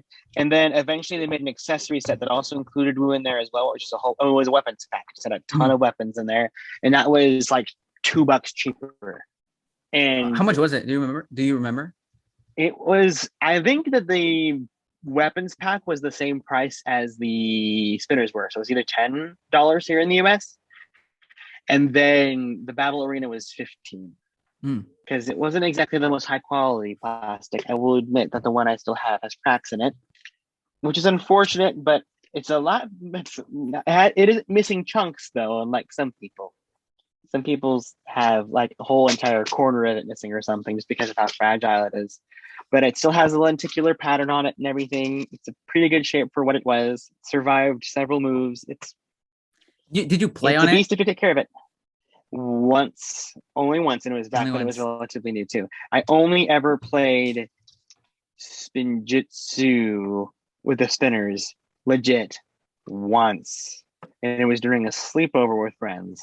And I was like, "Oh, I have these," and then like, "Oh, well, let's try it out." And we literally just played the game for like a good 2 solid hours. And my spinners were pretty beat up. I don't know if you can see that. They're loud. I think they're easy to replace though. True. The little bits in the end. But like this dude is never ever interested in Lego as a whole, but he knew that I liked it as a hobby. So like he didn't mind that I had them and such. And he just tried it out. And like he wasn't ever going to get one despite the experience, but he at least enjoyed playing it. And for someone who is a late teenager at the time, that was a pretty big deal. If that concept was as appreciated as it was. I always felt like Lego should have done more with it because for me, I remember I'm still into Beyblade. I think it's fun, but I was huge into Beyblade back then. And then when Ninjago, of course, came out with the spinners, which is pretty much Lego Beyblades, I loved them. Yep. And so I remember the first 3 I got was Kai, Kendo, JDX, Zane DX, and Cold DX. I got those 3 the same day. And I remember because the way I work is I live 3 hours away from the border, right? So Every once in a while, we go to the States, we go to Texas, and we come back. And so I remember I went for a weekend to the States. I bought a Ninjago, and then I came back to Mexico, and I took them to school. And we, my friends, we started playing in recess. We started playing Ninjago. Then about 2 weeks later, every kid in the playground, because I think I was in like the third grade. No, I was in the fourth grade. And we were all playing spinners in the recess. And yeah, that's you were one of the rare situations I've ever heard where you guys actually played out the original trailers for those things. Yes. I love that. We played at no, but we didn't have. I remember nobody had the this thing because nobody bought the starter pack. We all just had like I remember there was always like 3 Kais because everyone wanted to have a Kai, right? Of course, on the box. You would sometimes see a Skulkin, and then nobody had Jay, nobody had Zane or Cole. Everyone had Kai or Cole DX, and every once in a while, and I remember I had to buy Garmadon because I wanted to feel unique. But we played in like we played in like these stands, but they were textured, so they were like these metal stands with a texturing. Yeah, and so they were always talking about like the typical like sports event pews and such. Yeah. Yep. And so like it wasn't that fun, but it was fun, and we also lost a lot of pieces. Like we definitely lost like katanas, and I remember I lost my golden scythe. And for so long, I didn't have one. It took till this year to buy one. And it's just like, because like the missing piece was, I didn't have the tooth, right? The golden tooth. Mm-hmm. I didn't have that piece. But then I became addicted to Bricklink over the summer, and I just got like 4. Yeah, it happens. I got like 4 golden teeth. Oh yeah, talking about Bricklink, all the new parts. All the new parts in that line, they it's so interesting how these days are just so easy to come by. So like the golden tooth, the sword of fire, the shuriken, they're just so commonplace now compared to back then, where it's like back then you're like, oh no, I lost the special part, and it's like almost every set includes them now. Like all the different colors of katana that we have now is insane, and the fact that they can each come with an extra katana just in case you lose it. Big brain move. Yeah, I remember. Do you remember the first time you got a fire sword? Not particularly. I remember. I remember playing with the mountain shrine after I built it, but I forget if I got it before or after the fire temple. Because I remember I had in 2012 they had the battle arena set that came with Kendo Kai and I think it was Ratla. Spinners. It was like a dragon head and a snake head. And I got that set, but it didn't come with the fire sword. And so I bought, I don't know if it came with fire sword, but I remember I had to buy another. It was like just like this little accessory pack that came with like it was a spinner pack that came with another Kendo Kai. And it had like this snake that you hit and it would drop swords. That one, yeah. And I remember I got that one just to get the fire sword. Because it was such a rare piece. Yep. And so, yeah, I remember. And I think I have like the other day I found like 2 Kendo Kai spinners for that same reason. There you go. I love it when we end up with duplicates because I remember between Kendo Kai, the opportunities to get Kendo Kai, and then also the 2 places you can get Cole DX and Bonsai for that matter. It's like I have a whole selection of all of these cards that I have duplicates of that are in card sleeves, just because of the fact that I had all of the sets that would warrant having multiples of those cards. And I remember losing them for a while, not realizing that I had got one of like those Ninjago card wallets. So like it was living in there for the longest time, and I had no idea that they were there. And I just stumbled upon them one day. I'm like, oh look, there they are. But it was always interesting too because I'm very much a completionist when it comes to certain themes. So one of the parts that I was always negative about the spinners is whenever they would include the same card packs in sets that the same spinner was included in. So it's like, even though I got the Cole DX spinner, when I got the Cole DX in the Spin 2 Battle Arena, yeah. it came with that spinner's cards. Yeah. Exactly. And it was always a bummer because like, well, why did I get the spinner in the first place? But then I realized that, okay, well, I wanted the weapons too. But that was always kind of a drag with the spinners for me because most trading card things, whenever they give you a specific pack, you only can get that specific set of cards in one singular package, and it's usually like a starter deck or something. Mm-hmm. And then anything that would include the main character on the box or the packaging's specific card would be accompanied by either random cards or another different kind of set. And I always felt that was interesting that Ninjago decided not to go that route. And I was also very surprised that they didn't bother doing multiple series of trading cards too, because that was one of the biggest draws with Bionicle, especially, was the fact that you can get multi-packs, blind box packages of the masks. Oh, I actually didn't know that. Back when they came out. The big idea was collecting the masks of power to save the island. And so whenever you would end up opening up one of the packs, it included, I believe it was one metal colored one, and then two or three random ones that would fit on the main characters. And then there was these little smaller spherical ones called Bow Rock that had these weird rubber faces that you would fit inside their heads. And it would come with two or three of those too. And then eventually there'd be like a second wave that would include the new projectile that the villains had, but still included masks for the main characters and such. And there was, what was it? So there was 6 main characters in 6 different colors. So you could get all of their masks in 6 different colors, basically. Mm-hmm. And then you have side characters that are smaller that they refer to as Turaga in the line, where in the first wave you could get all 6 different colors of those characters' masks as well through those packs. You could interchange them, and because they all had different powers, you could make a story where if you wanted to use a different power, you just use the matching red colored or orange colored version with a fire type character of any of those other masks, just so that they would match, just for the heck of it. And it made it a huge collectathon for Bionicle fans. And it's why some of the masks are so easy to come by these days, where they haven't like skyrocketed in prices, because they just made so many of them. And then there's others that were only in one set that are impossible to get, but that's beside the point. It's that blind package concept that I felt was very underutilized with Ninjago when it came to the trading cards. And Chima, I got why they didn't. But it was like trading cards have always been something that Lego kind of ignores in the grand scheme of their little games. Mm-hmm. And I feel that Ninjago would very much thrive off of having its own trading card game that took itself seriously. Because there is this European magazine that's out there right now that has trading cards in there, but it's mostly just hobbled together stock art. And it's very, very messy. And it could be something a little bit more nuanced and more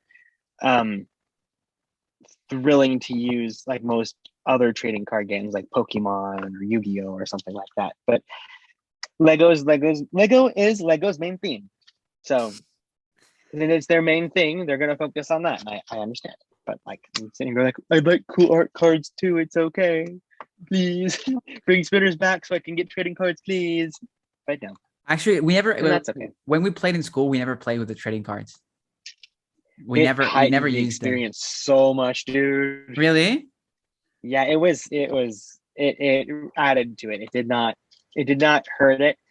But the worry was always damaging the cards, which was never my favorite thing. I remember there was one card that was like your opponent had to sing the Weekend Whip. Yep, we removed that card when we played it specifically, so we didn't have to. Really? Yes. Actually, I have my cards here. I made the excuse to the guy who was playing. I think so this card says this, and you don't know the song. And to be fair, so that you don't have to play that card, we're going to put this aside. And then he looks at me like, you just don't want to sing it. I'm like, and?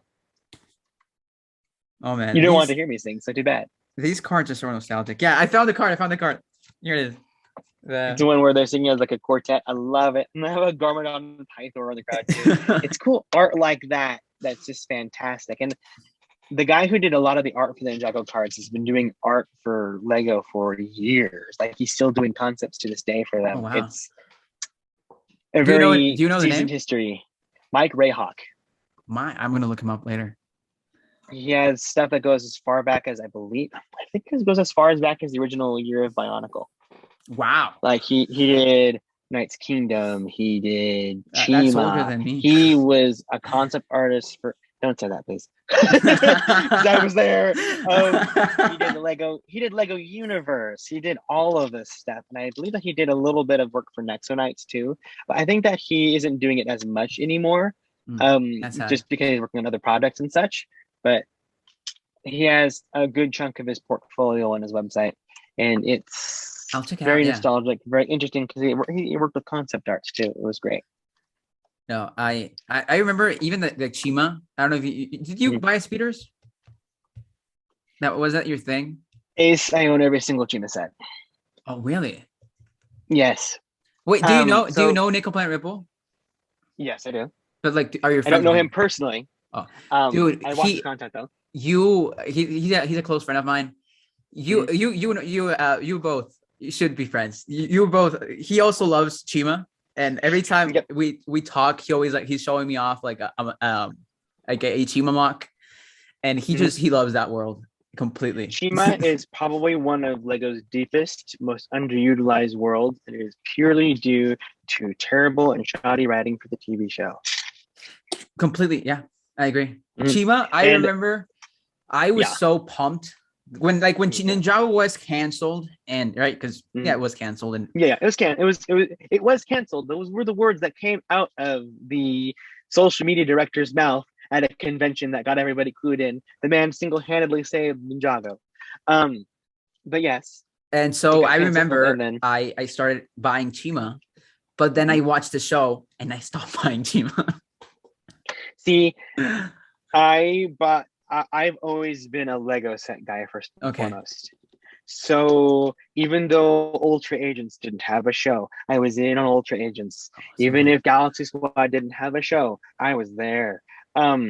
It all just what mattered about me was if the sets were cool, if the builds were fun, and the characters were great, I was there to enjoy that. And even if Chima wasn't good, um, I would be there for Chima's sets. And I can tell you from the bottom of my heart that there are very few full, entire, complete lines of Lego sets that have ever been at the caliber that Chima was able to execute in both style and pizzazz, I'd say. There's going to be nothing like it in the future.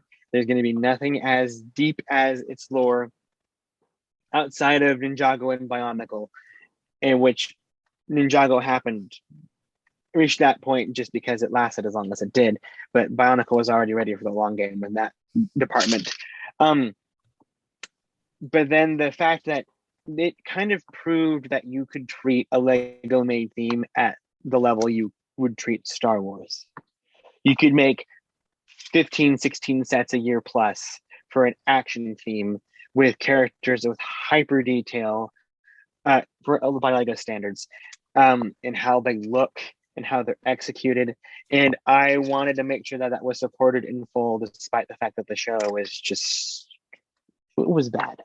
It was like it had it had lore, but when it's like you're watching the first two episodes and you're like, oh, I've learned so much about this world. Then episode three hits and you're sitting here going, what just happened?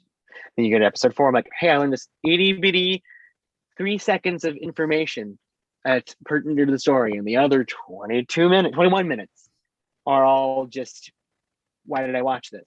And it's like that for 20 straight episodes because the seasons were 20 episodes long. I don't know why they did that. And it made it so that they had to dig for reasons to even have anything going on. So like, oh, Speedor's race, but this dude is the episode is the monster of the week, I guess, in the concept.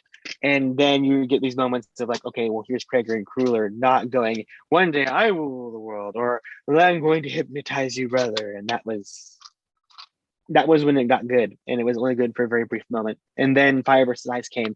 They had a purpose and executed excellently for what it was, and gave it half of the entire series worth of story, and made some of the best sets in the entire line.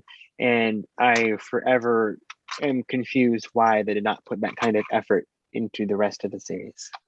I actually only have one Fire Reside set. It's this one. Let me get it.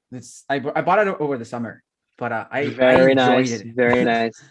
That is, I'm going to be completely honest with you. That one is very middle of the road when it comes to Chima's set quality. Mhm. And that's saying a lot. Like, it's not, what was the one that was like the one that everybody, oh, it's not Laval's Royal Fighter. That one was probably the most deceptive. It's like a $40 box size set.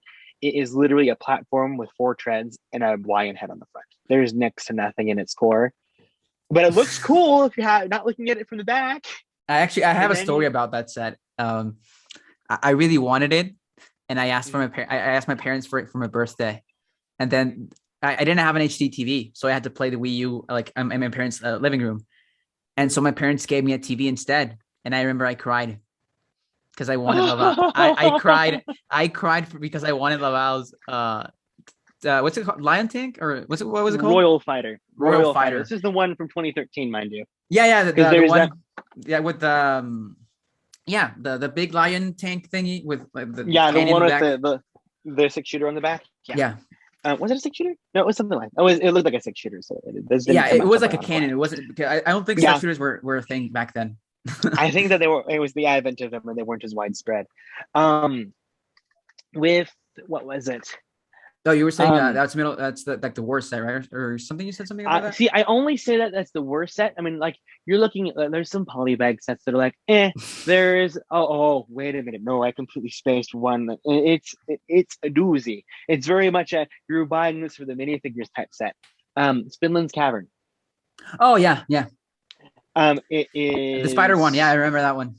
the spider is cool. The fact that it's got Rogon and Eris in there is pretty neat. Fortunately, Eris is a reused character in that, and I think the Rogon is unique from the armor plate that it includes, and the Oh, motorcycle in there is okay. cool. But Spinland's Cavern is literally an archway and an ununiform pillar with a horn at the top, just so that you can fit her through it. And the idea is cool, and how it looks is great. But then it hits you that I just spent $40 on this. What have I done? Because you build the set in 20 minutes and you're like, wait, that's it? And then you sit there realizing I could have got a Speedor set and Rogon's Rock Flinger, one of the coolest sets of the whole line, for the exact same price. Yeah, it's the Rhino truck with a catapult. Yeah, you know, I remember, I vividly remember that wave being like, oh, I really want that wave. And I remember I wrote, because I wasn't a fan of the story, so I remember writing my own Chima stories. Like, even like as a cringy 11-year-old, I remember I wrote like this super like any writing is good. Romantic. Any writing is good. Romantic. It was like a very like it's gonna be very cringy what we're about to hear. Sure. It was like a love story between Laval and Eris and Forbidden Love, and how Kragger, you know, all this childish garbage. Trying to understand love from a dramatic perspective as an 11-year-old. Yeah, I totally get it. That's how a lot of people come to understand their interests when it comes to love and such. When they don't quite understand it, they start to write about it. And it's very interesting when they share it with the world, which I suppose that's another learning experience for some as well. But I am very much a purveyor of someone who is like, if you are going to write. If you're going to tell a story, tell the story. I'm someone who loves to write. I wish I would write more. I have stories that I want to tell. And I know that one of the stories that I developed initially started out as a Lego fanfic that became something far more than it should. And I just kind of had this moment going, I could just make this my own story and I had to rely on Lego. And so I did. And it's much more beyond what it was. But it started out as that.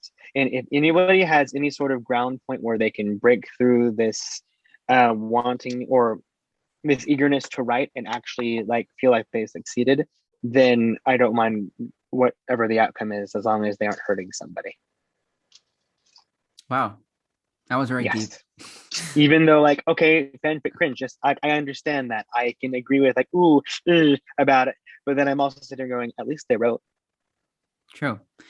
So I remember I was in my history class and I would write these stories about, because we only had the sets, right? Like the images. Yep. And I remember I'd be watching the Brick Show reviews and be like, and like writing stories about how Laval's uncle, I forgot the name, what's it called? Lavertus. Lavertus. He was like this banished lion that lived in the outlands. Mhm. And he had he built all these things. And then actually I don't remember seeing the season, if I'm being honest. I've seen Fire and Ice, but I can't remember the Outlands or season. They bought another second 20 episode season, and then bought 2 more episodes to make sure the finale was long enough. And like 6 or so of the episodes were dedicated to the Outlands as opposed to a whole 10 or 20. Oh, that makes sense. And then Fire and Ice got the rest of that. Thank goodness they did, because they had so much story to tell with that. And it actually made Fire versus Ice a more tolerable part of the show, because they bothered to tell lore through that whole extra amount of padding room that they had, and the amount of characters that they could work with, and the lore that they could tell, making Chima's story become full circle of how it came into existence. Yeah, I had this idea about a while ago, and it's like, what if Chima was successful and we got a season 4, right? There was a movie planned. There was a movie. Oh, there was a movie planned. There was a full-fledged theatrical movie planned. The only person who I've ever heard it from is from Tommy Andreasen himself, as he was also the writer for Chima, or the showrunner for Chima. Sure, yeah. And he showed off that they had a mock-up poster made using the characters from the show. It's just a completely black poster with Laval and Eris on there. It just says Chima the movie, just for the heck of it.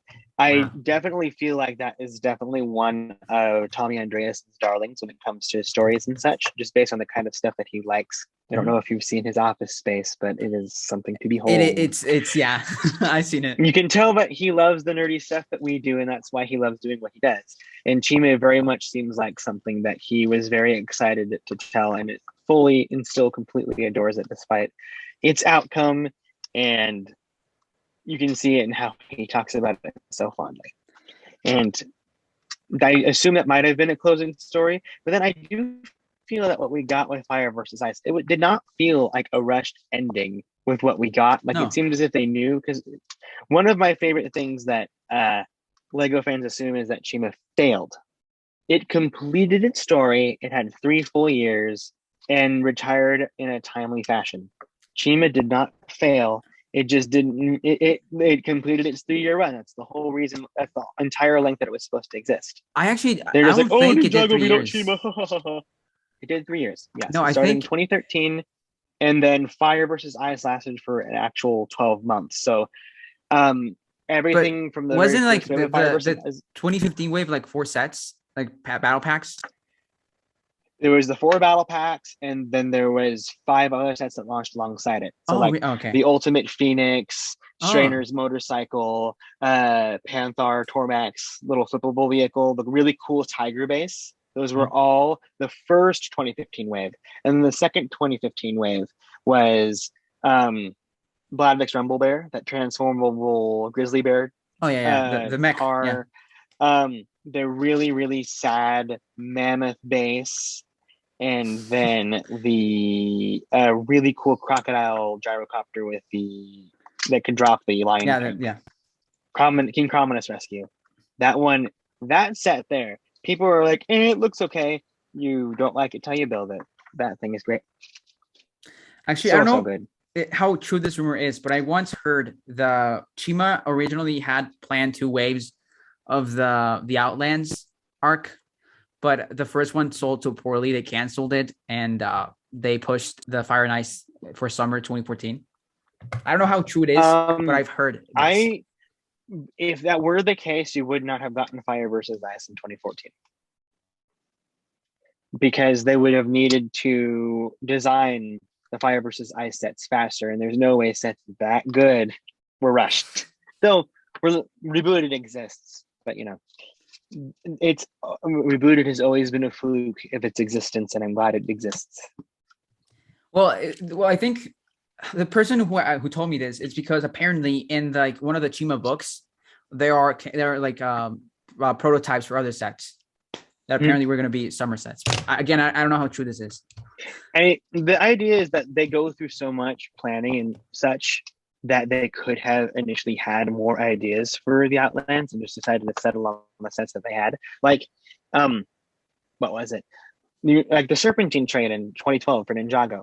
That was a set that they fully planned on producing, but they cut it off early because they only had so many spots they could produce sets for. But it was a set concept that they wanted to show off, and everybody gravitated towards for some strange reason, despite it not even making sense in the story. But that's beside the fact. It's stuff like that. There are plenty of times where we've learned about prototypes or concepts that never came to be that sometimes end up getting reused.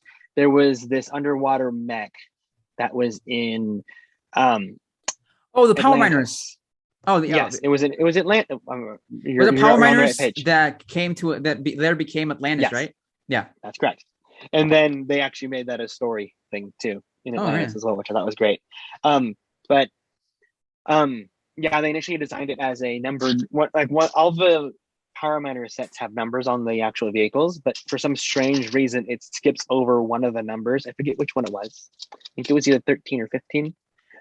That's just my memory trying to help me here, but probably not going to be accurate. It was this transforming mining mech.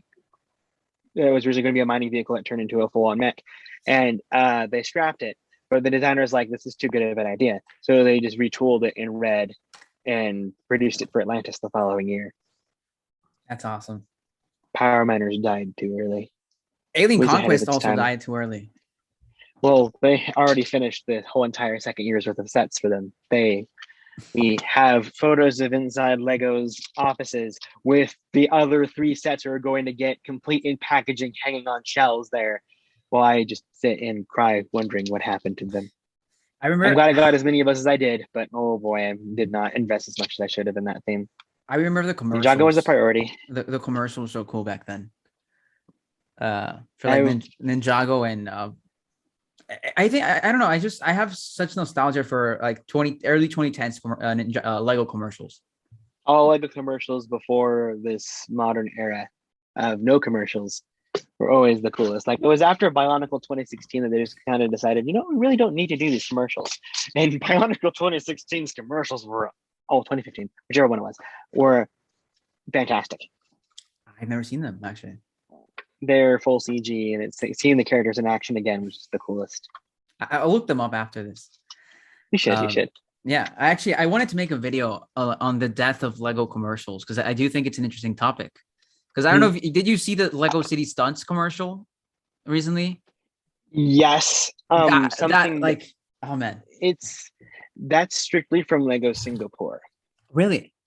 Yes. So I want to meet every human being on Lego Singapore's team or Hong Kong's team. It's one of those two.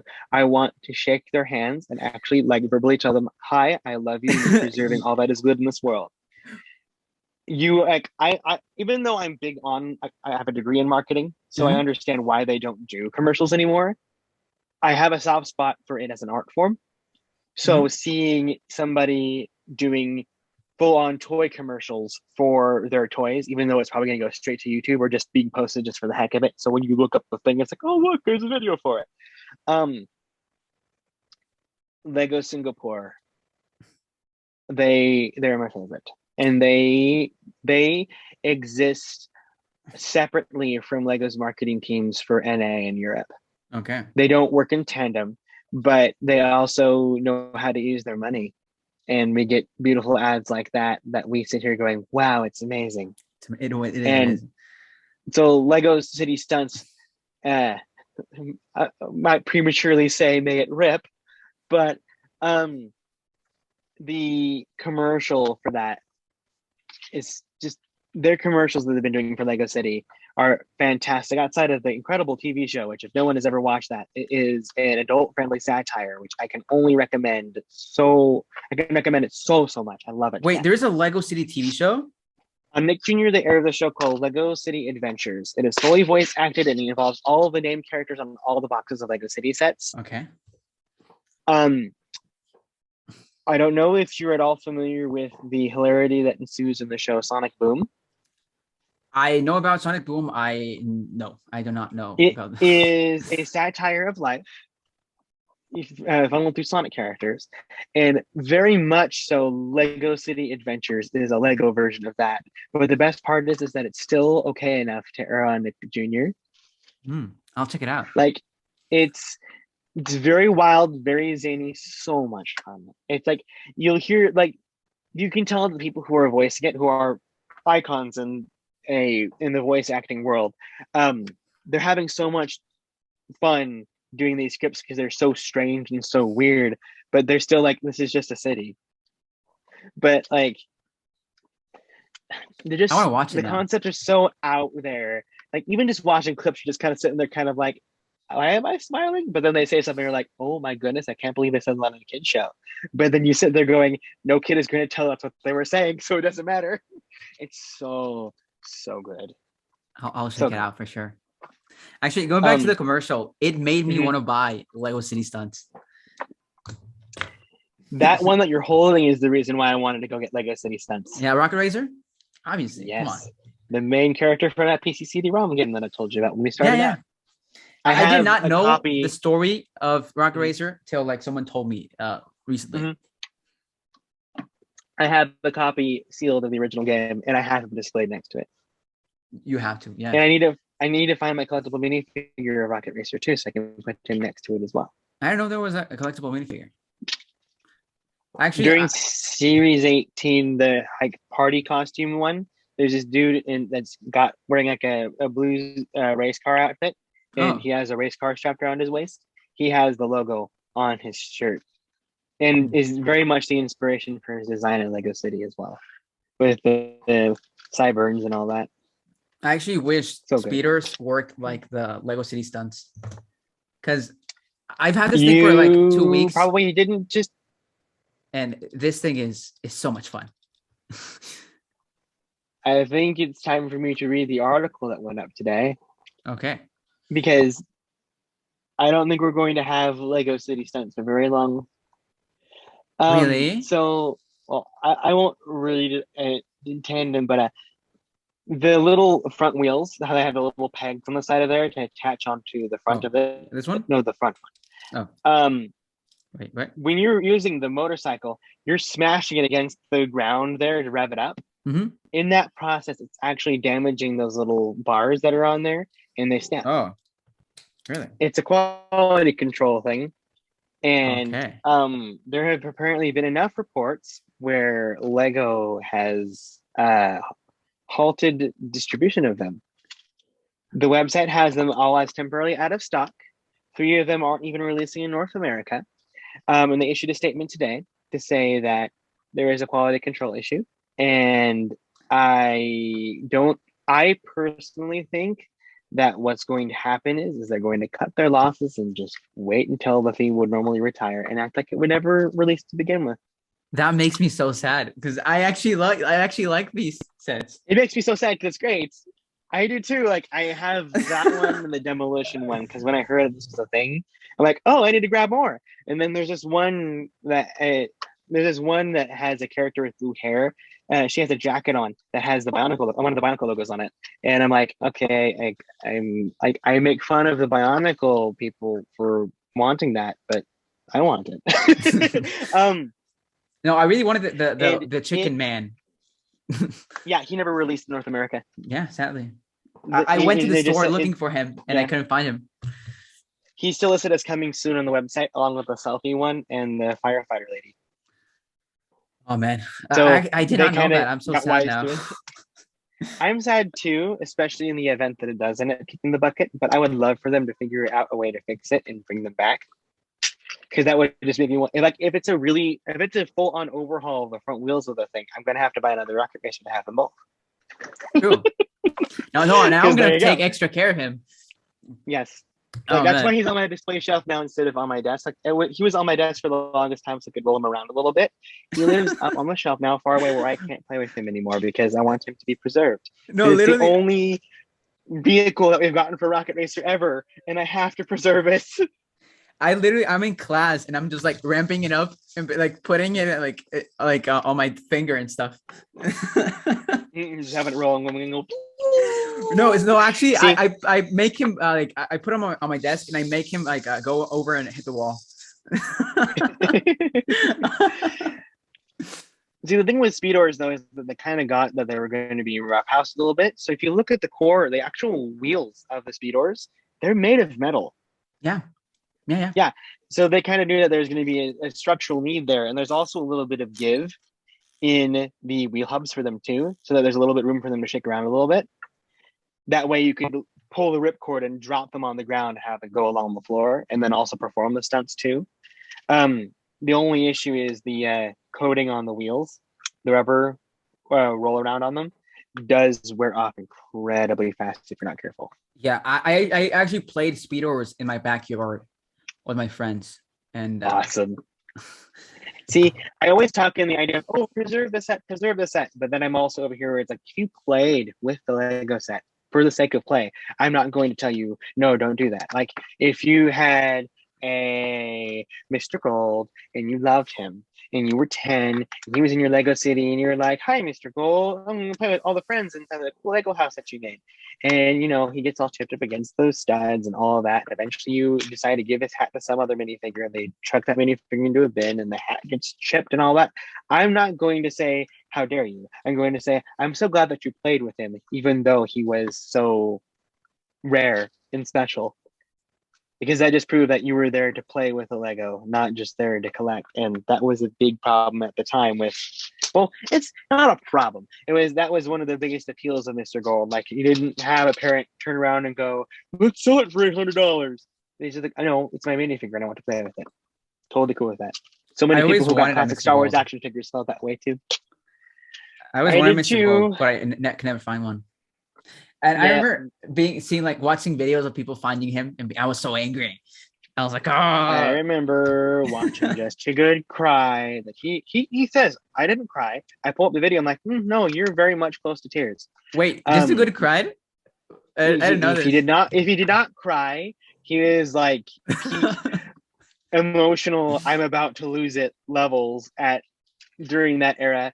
And then you have people like Brother from Another Brick, my guy BFAB. He found 3 of them. Wow. And sold all of them. But, you know. Hopefully he bought a good set. I'd hope so, and that he enjoyed it too.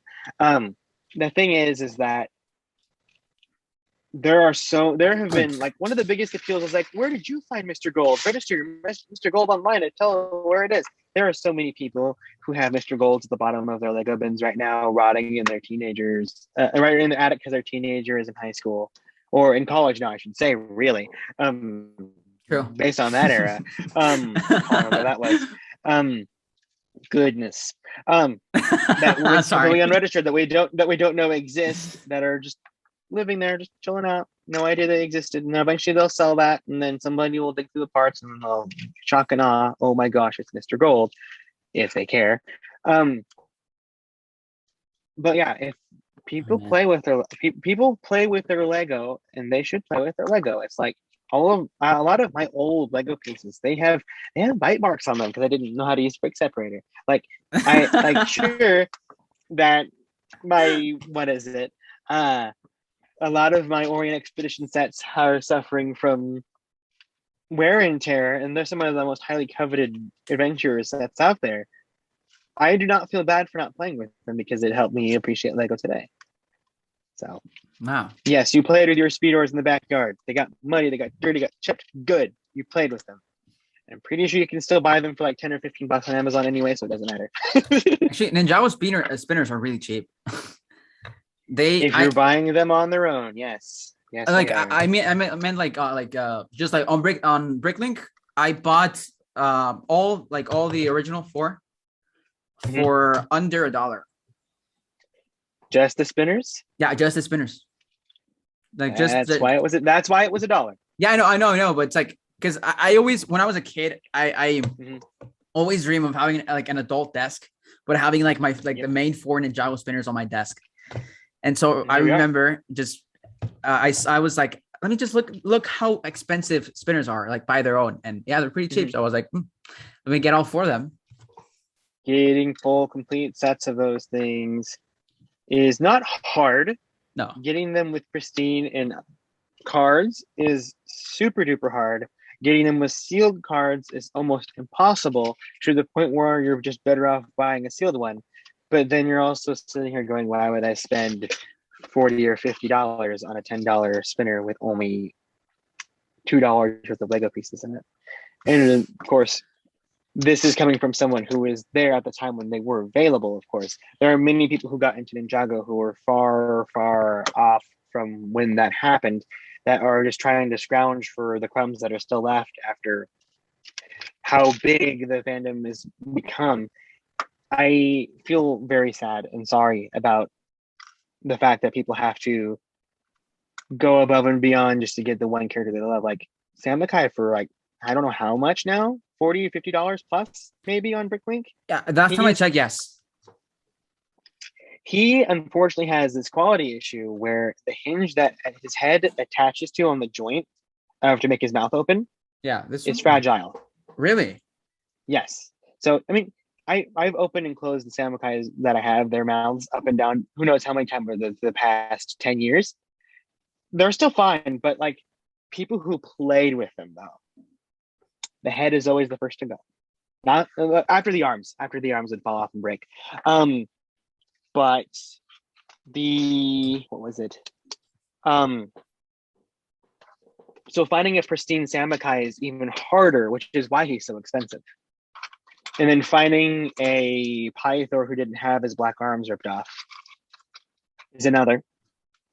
And which, you know, it's not technically accurate to the show, but that's beside the point. I mean, I took mine off until I realized, you know what? I want to keep it pristine because I already have another Pythor, so I'll be content.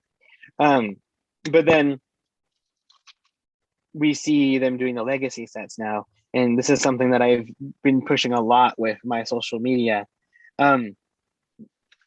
Lego is able to fix the aftermarket for most of their Lego themes that are still continuing to this day if they treated their products with consistency in a respectful way. So you see like Power Rangers, you see how the Red Ranger always looks a very specific way. He's never the original Red Ranger, no matter which toy that you get, he looks that specific way, no matter how fancy or how cheap the figure is. He's always that one specifically. And I see that with and almost deviating a little bit in the Transformers space as well. It's like Optimus Prime is always going to be red and blue. Mm-hmm. He's always going to be a truck for the most part. Maybe a monkey just because they're experimenting, but people love the monkey, so it's okay. But then you have like you aren't going out of your way and you're having Hasbro go, okay, Optimus Prime, he's pink, but he's always been pink. And then make all this brand new art of pink Optimus Prime. How cool is pink Optimus Prime? And we're all sitting here going like, can you make more red Optimus Prime toys, please? It's like changing Darth Vader to green. It's like, oh, he's always been green. Here's all the art that you know and love, but we edit it so it's green because he's always been green. And we're going to release new versions of the movies where he's green. And that was, it's like, it's an insult to the initial story that was created if you were to treat it that way. And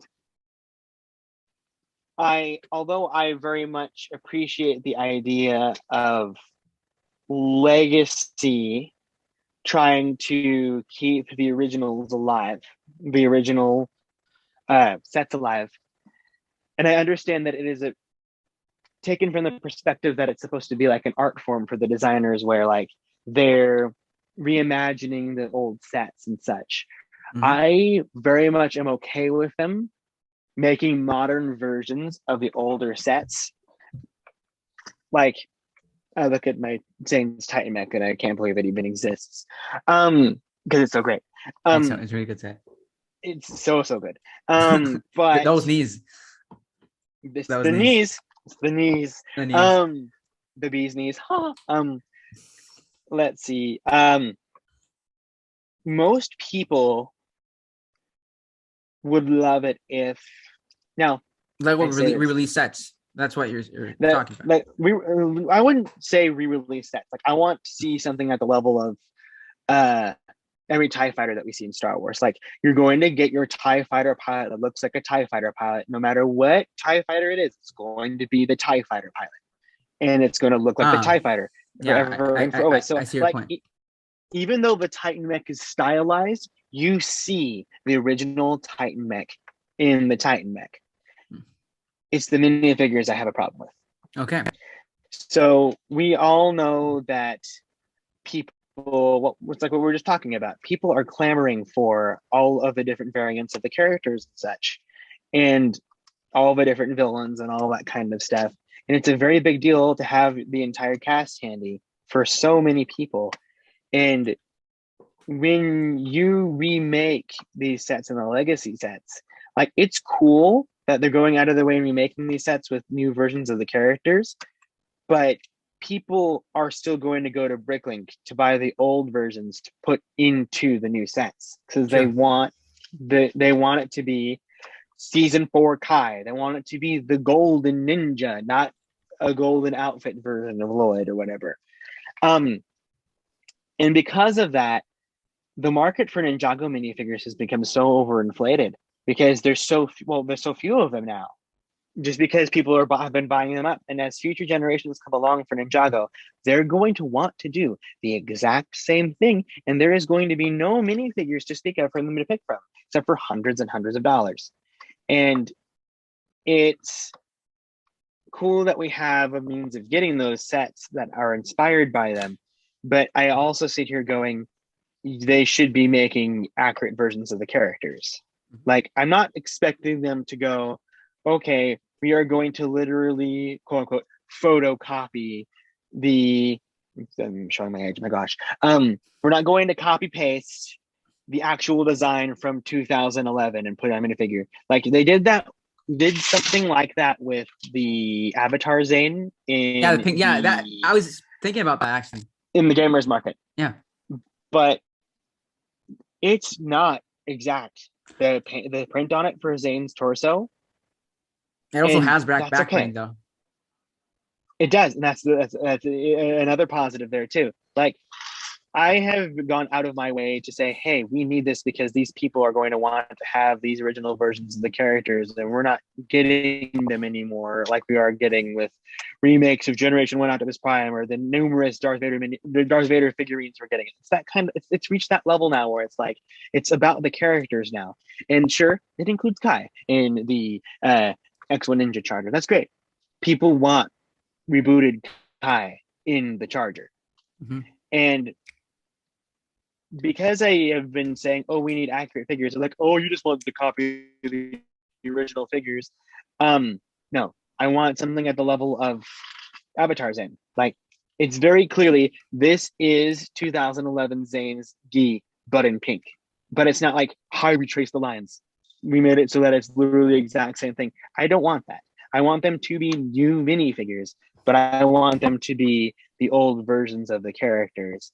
And because of that, I've been pushing for them to go that extra mile in making these remade characters in hopes of making it more accessible to people. And because I'm not someone who needs them. I don't need them. I like everybody else have gotten all of the minifigures that I could need from Ninjago. And it's more of me fighting for them to make it so their lives are a little bit easier. So like they don't have to go back and spend $40 on the original version of Kai. They can get him in another Kai fighter set sometime in the future for rebooted Kai. It's like something like that. But then also the fact that they consolidate like seasons 1 through 3 of the Ninja all have the same singular legacy outfit. And I'm sitting here going, okay, if you did if you remade the original figure, not made a stylized version of that, you could use that Kai for that season of sets for the next 7 years. Like, true. Yeah. Minifigure reuse is something that I've always tried to push. Star Wars is getting in the habit of it. Thank goodness we don't need more variants of Farm Boy Luke. As much as we love him. But it's because of accessibility's sake being so important, especially now when you're trying to preserve a story. Legacy is a blessing and a curse. So say with, we know that Ninjago is an evergreen theme. Mhm. And much like any evergreen theme, there's always going to be some reinventing going on. And Legacy is definitely one of those opportunities that they tried. And it's been very successful, and I'm glad they did it. But like you see stuff with, you see them reboot stuff. So it's like, okay, clearly this character has the exact same personality as he did before, but we're telling a new story with him. He's still red and blue, but he's not the exact same character. Like, what's a good example? Kai. I think Kai So is the perfect example. I think a more better example would be something like, we're going back to the Power Rangers analogy. Okay. Like the Red Ranger is different in every single story, but the Red Ranger always has a specific approach and design style to its looks. Okay. Yeah. And then whenever you do tell a different story that ties into the original Power Ranger story and the original characters come back, they're always still preserved as that specific character. So say if Ninjago were to get a hard reboot in the future, there will no longer be a theme where we will have a means of getting the original versions of the characters. So if Legacy stays around and we are able to get accurate characters, you are therefore preserving the actual story and toys of the original line. And I feel that that's super duper important. Because if you're just completely redesigning the characters constantly and trying to tell people it's the same story, it's not going to work the same way. It might lose its luster. And in turn, we could lose Legacy because people want it specific. They want it to be specifically this or specifically that. And if it just were, say if Legacy were to be screen accurate Lego sets of Ninjago, that solves your problem right there.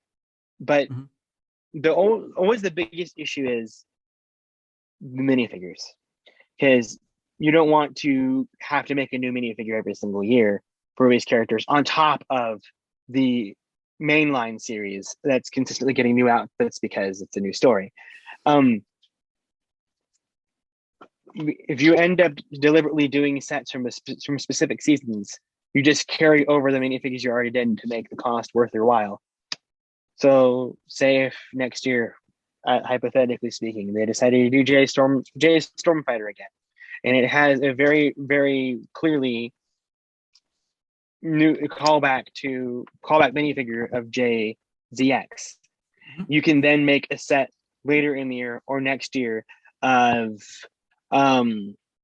Destiny's Bounty, hypothetically, and include that very same exact ZXJ in that set, just to preserve that this is that era of Ninjago. It's like how Darth Vader is the same in almost every single Star Wars set, maybe sans I see your arms point. printing. Yeah. Actually, and I do feel that a lot of people don't get that when I ask for accuracy.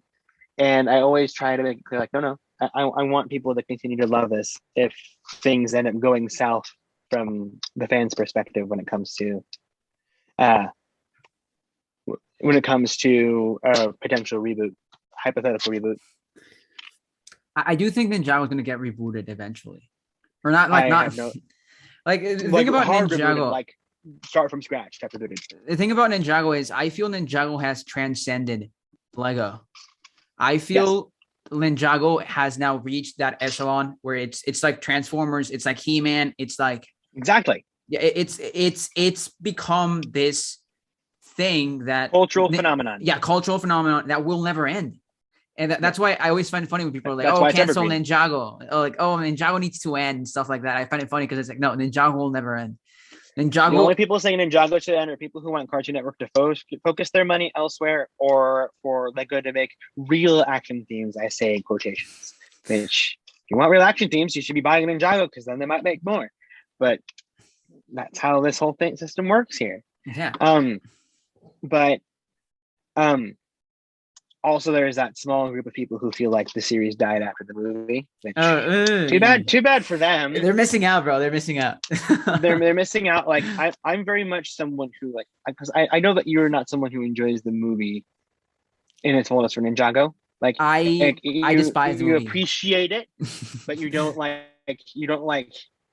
Oh, I like this a lot. Like I've always treated it as a standalone thing, and you cannot make me hate that line of sets. Like it might be the greatest line of Lego sets Lego has ever made. Oh, lineup sets. Oh, the lineups. Come on, like Yeah. the bounty. Come on, bounty. Like the sets themselves. Exactly. Look, Like you look at Ninjago City, you're like, there is no way anyone could hate this. Like I was there when it launched. I watched people who don't buy Ninjago buy it and come back and going, "Where's another one?" I'm like, they have made another one because it's new, and they're like, "What?" Now there's 3 in the line, and there could be more, and I'm so happy. But it's just proving its worth, basically, and there will always be someone who wants something to stop, and that's perfectly fine. It's their opinion; they're entitled to it, and they can continue to be sad. I don't care. My problem with opinions is I feel an opinion. You're free to have an opinion until it affects others, right? Other opinions, yes. Mm-hmm. Yes, like if you start forcing your opinion on others, I feel that's where I have a problem. Yep. Like, not to call out. You can say just someone. Fans. You can just say someone. You cannot call. It's a specific group.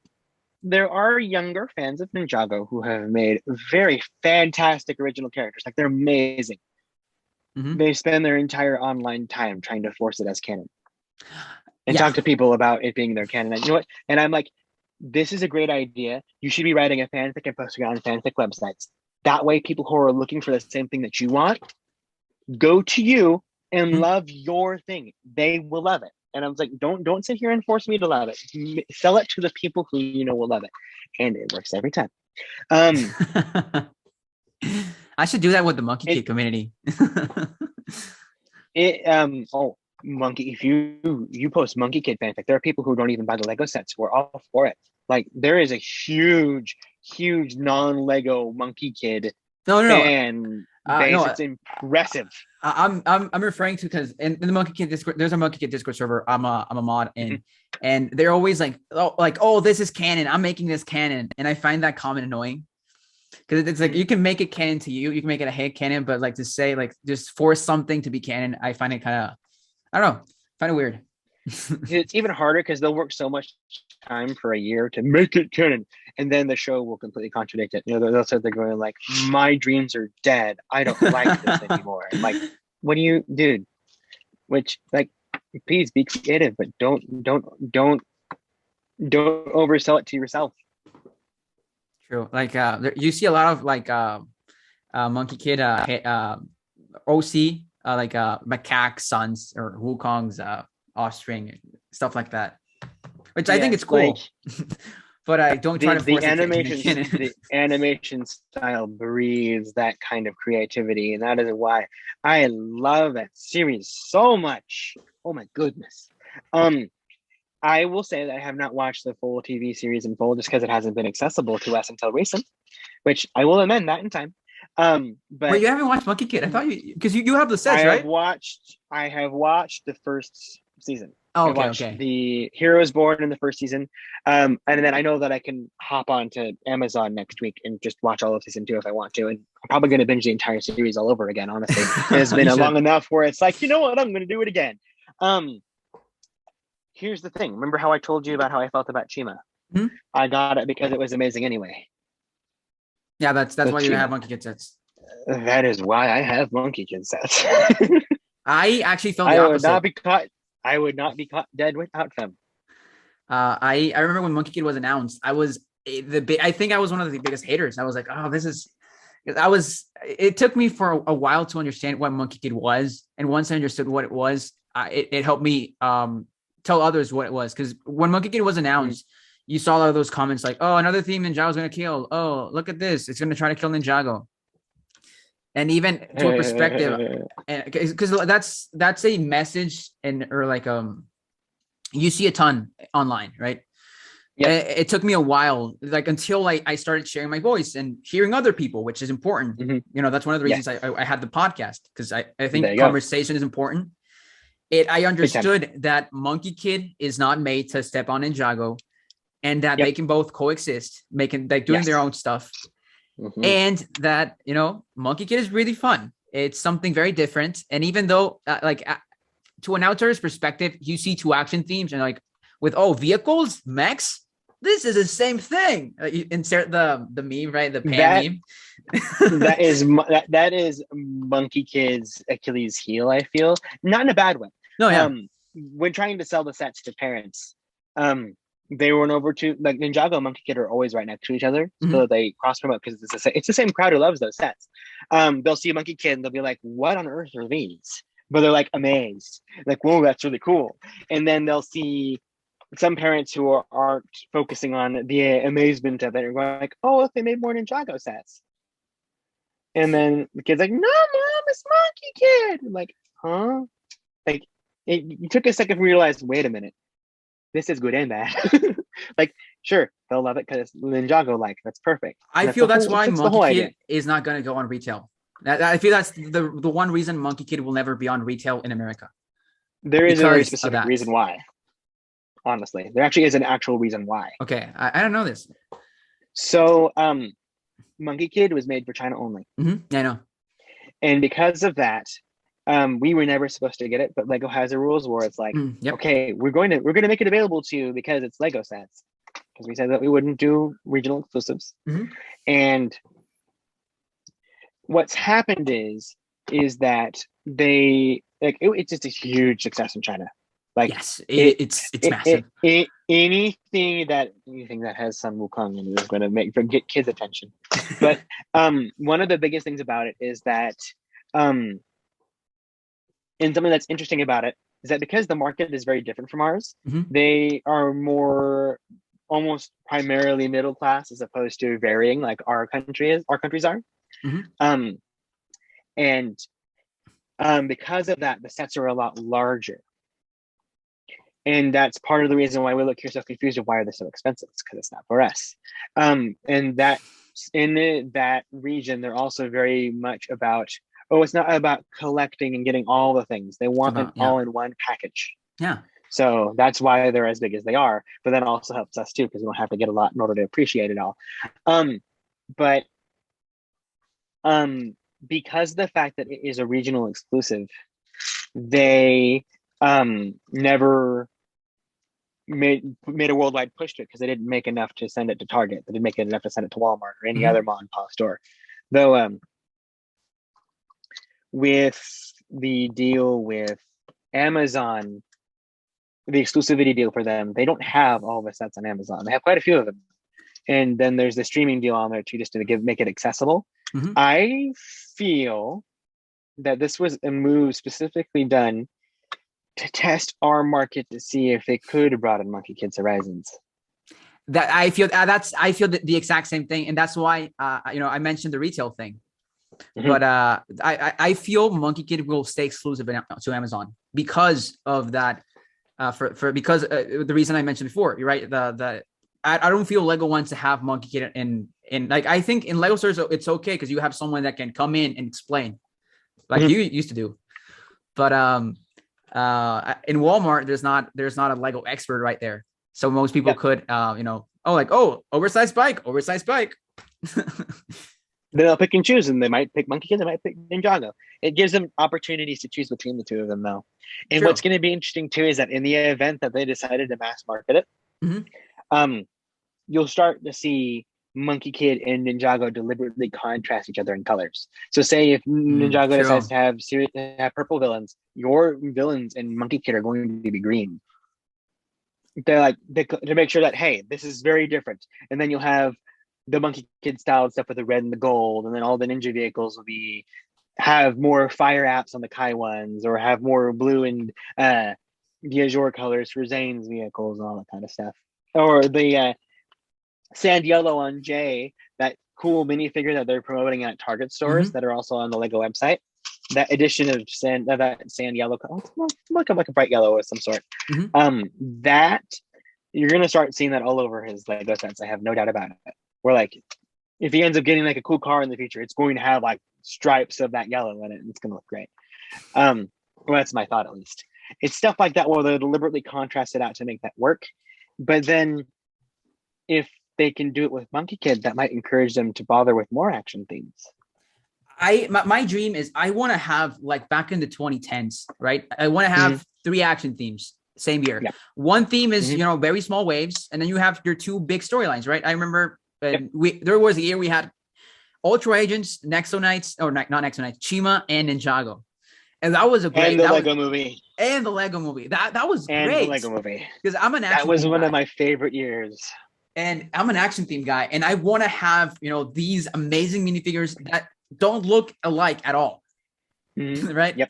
Like compare like a macaque, Look right? at Ultra Agents With like Jay, like they don't look the same. Bosoms.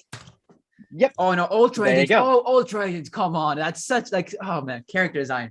It proves right there where like everything is different in every single box. You're going to love it anyway. Yeah. I've always felt that there should be the 3-year themes, your evergreen theme, and your one and done theme, I like to call it. Yes. So you have Ninjago, evergreen. Beautiful. Mwah, bellissima. Love it. You have Monkey Kid, who we will call a 3-year theme right now, though I believe that they do exist without that space now because they don't want to limit it in case it's still I succeeds. feel Monkey Kid will become the Chinese evergreen theme.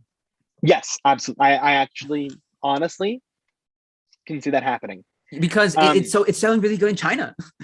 Yeah. See, the thing is, if they end up going beyond the Journey to the West story, they can fight other yokai and other demons and such from or they Japanese, can introduce not Japanese, Chinese folklore. Excuse me. I keep saying yokai. I'm like, no, it's Japanese. Oh my gosh. They could fight Japanese ones too, because I'm pretty sure that would be pretty cool. China understands Japanese culture too. But it just depends. Though that would clash with Ninjago. So with the 3-year themes, though, it allows them their opportunity to stretch their legs. One of my biggest issues with Chima and Nexo Knights, and initially Ninjago, was that because it was a Big Bang theme, they called it. They're like, we need to make 35 different products in the first year. Half of them are $10 grab sets that have a little shtick to them. And I'm sitting here going like, no.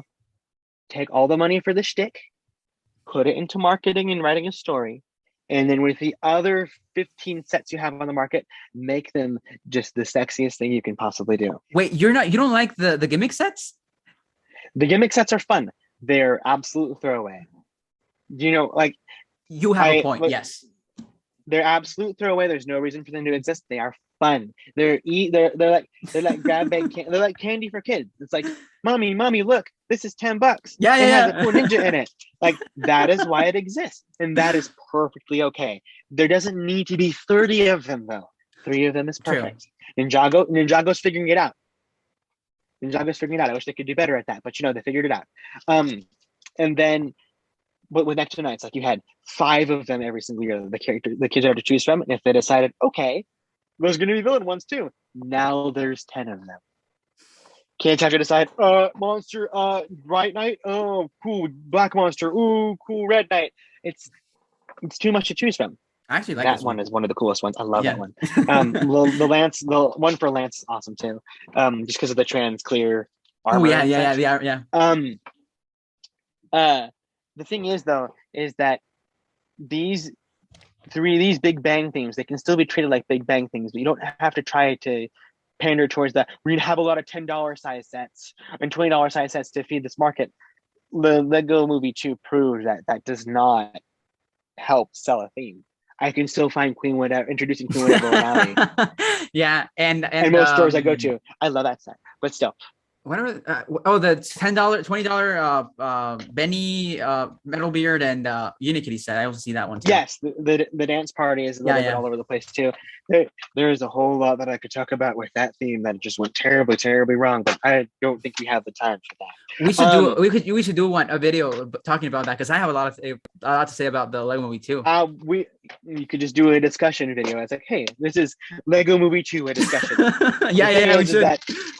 I am going to say some controversial stuff. If I do, you got to be okay with that. Look, this is a space-filled conversation. Everyone has an opinion. It's okay. Yep. The thing is that marketing brain is going to start talking about gender coding and marketing and that kind of stuff, which can come as controversy, but since it's a staple in the market, you have to work with it. At least for now. We'll see. I actually think we might agree. Yes. Anyway,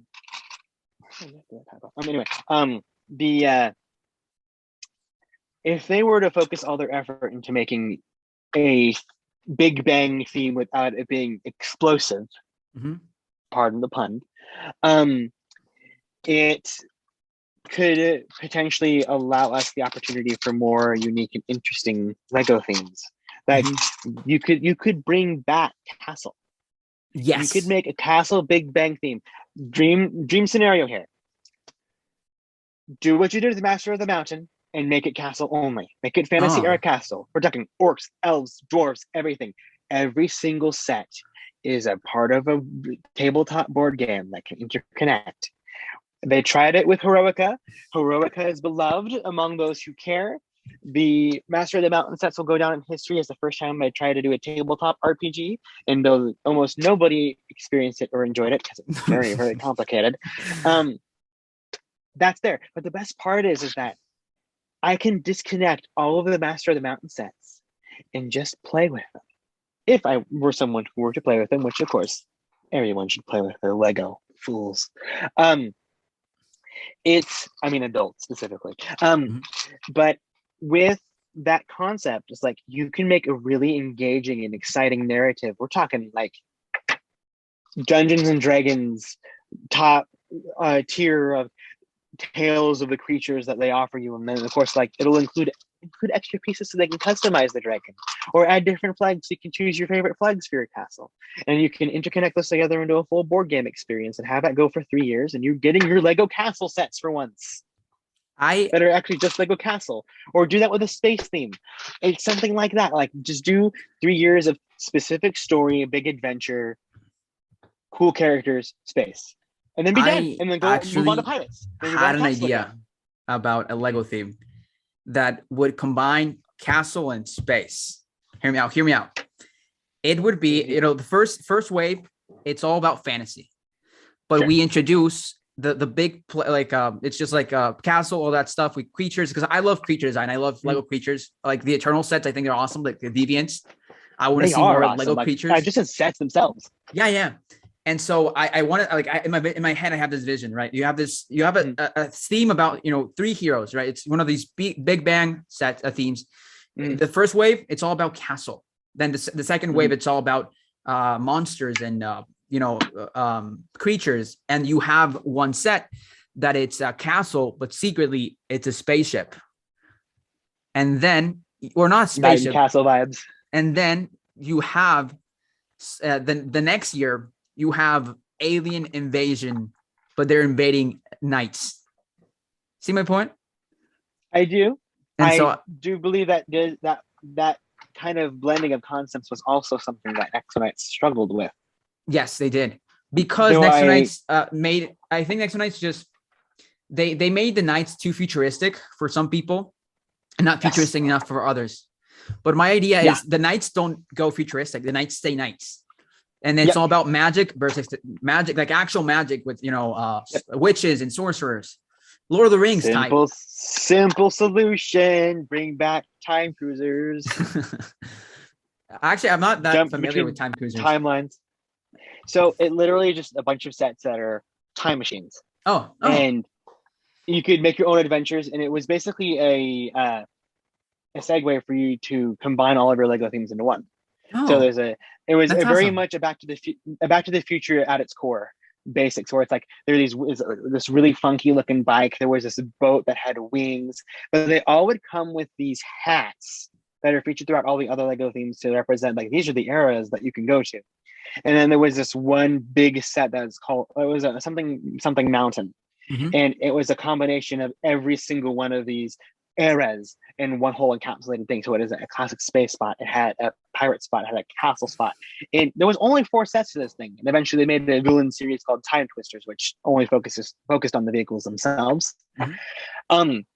You could make a time cruisers theme where it's like you have 2 contemporary cool kids like in Hidden Side who have a cool scientist friend who made a cool time machine. And they get caught in the time machine and they need to find a way to get back home. But they're stuck in the caveman era for the first wave.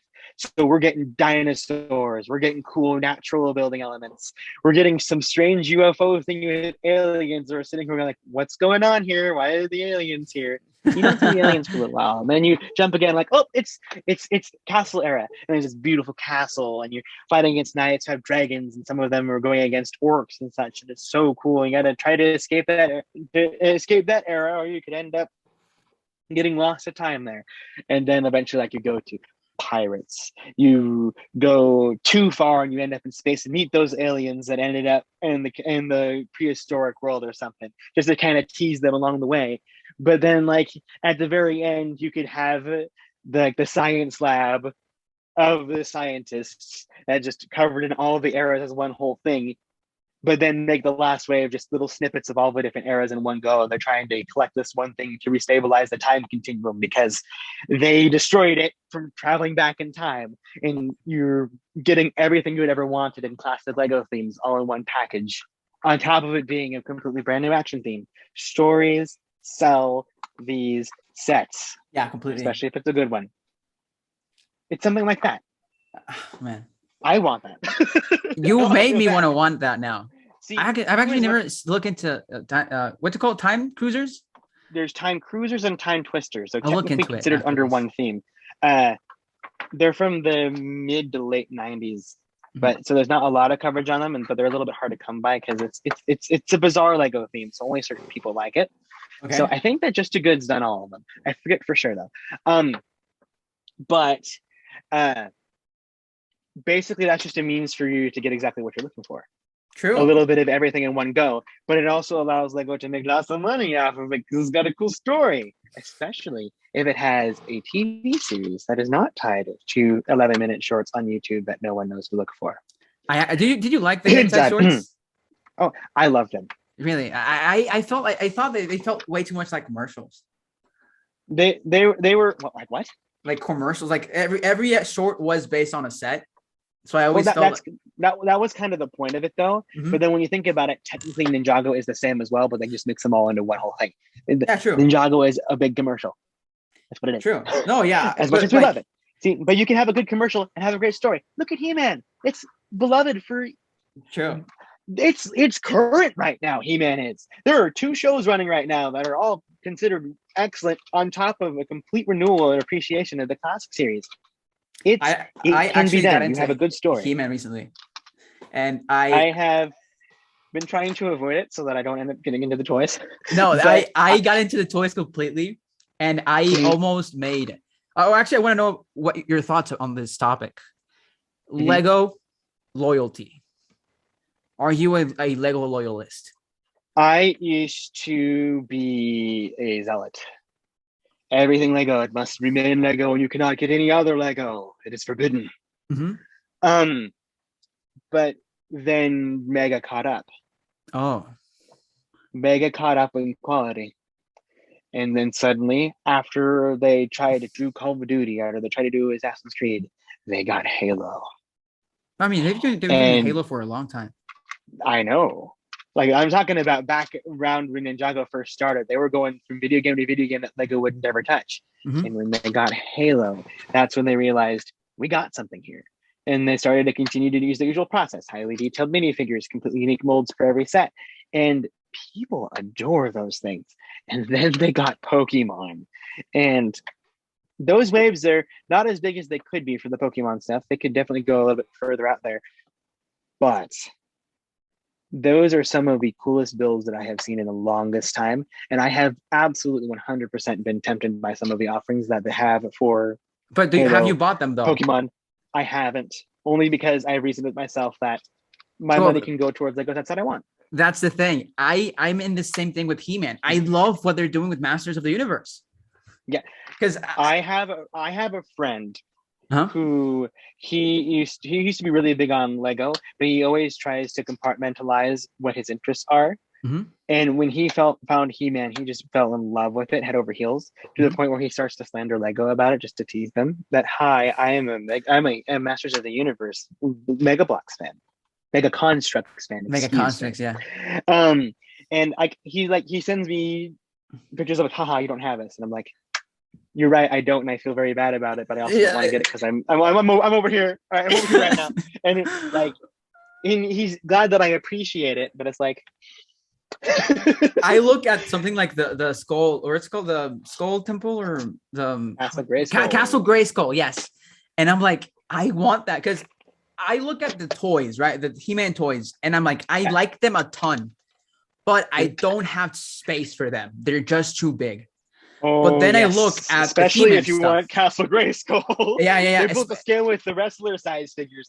That's not going anywhere. And then I look at something like Castle Grayskull, which is more of a minifigure scale. Yep. And I'm like, I could definitely fit that in my room. But I'm a Lego loyalist. I love Lego. I can't do that. Here's the thing. You can't be afraid of enjoying what you enjoy. True. Like, we all love Lego. Yes, it's very important. It's a big part of who we are. But we can't just say no to something that we also love just because we want to preserve what we have for the Lego sets. Like, that's part of my problem with the completionist mentality, is that I want to preserve my money for more Lego, when really I could be enjoying more Transformers. I could be playing more video games. It could be, putting that, actually, like, investing that towards stocks or something. I don't know. I mean, Lego is a good investment. Oh, that's what I used to do. That's the excuse that I gave to my parents. That's the excuse I give to my parents. Look, here's this article, and this is happening. Here's eBay listings and all that kind of stuff. And that's how the reselling thing began. They helped enable that. But after a while, they realized, no, he's going to keep them. But then they said, they're going, like, at least if you ever stop playing with them or enjoying them, at least they're going to sell. Like, even if it's 30 years from now or next week, it's going to be fine. They just are irritated about how much space it takes up.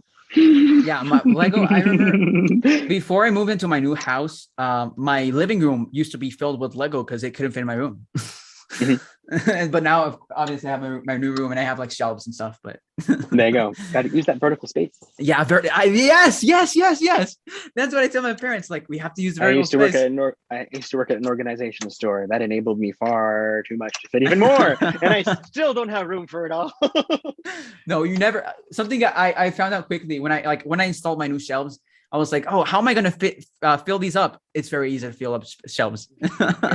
You got to learn how to use risers. You got to learn how to know what you love and what you don't love. Like, I had a display for the Lego Ninjago movie for the longest time. And I was finishing up building some of the mechs and such. And I looked at Master Falls and I'm like, I don't need that set built.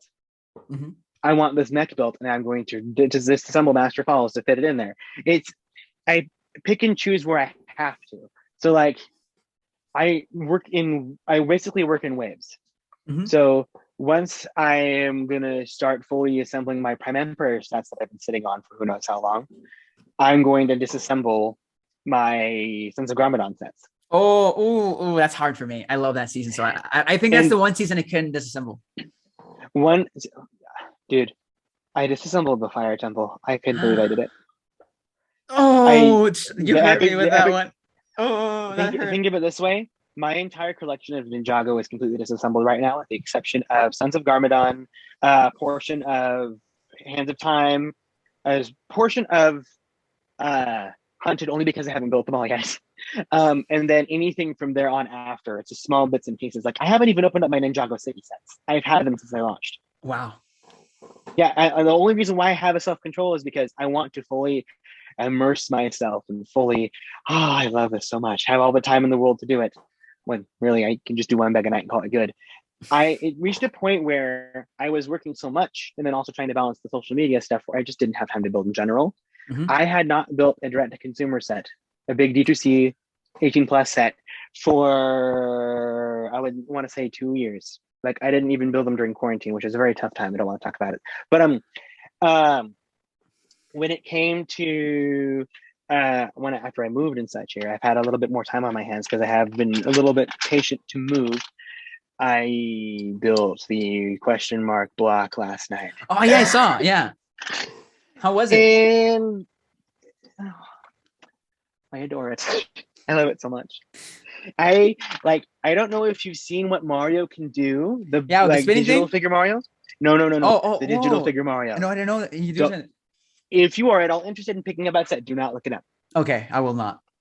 Don't look it up because it warmed my heart as a super fan of that. But because of the fact that I finally broke this, I can build a D2C in whatever time frame that I want. I'm gonna probably start breaking into mine, and it would turn out I have maybe a few more than I probably should have. Like I built the Joker Manor when I got it.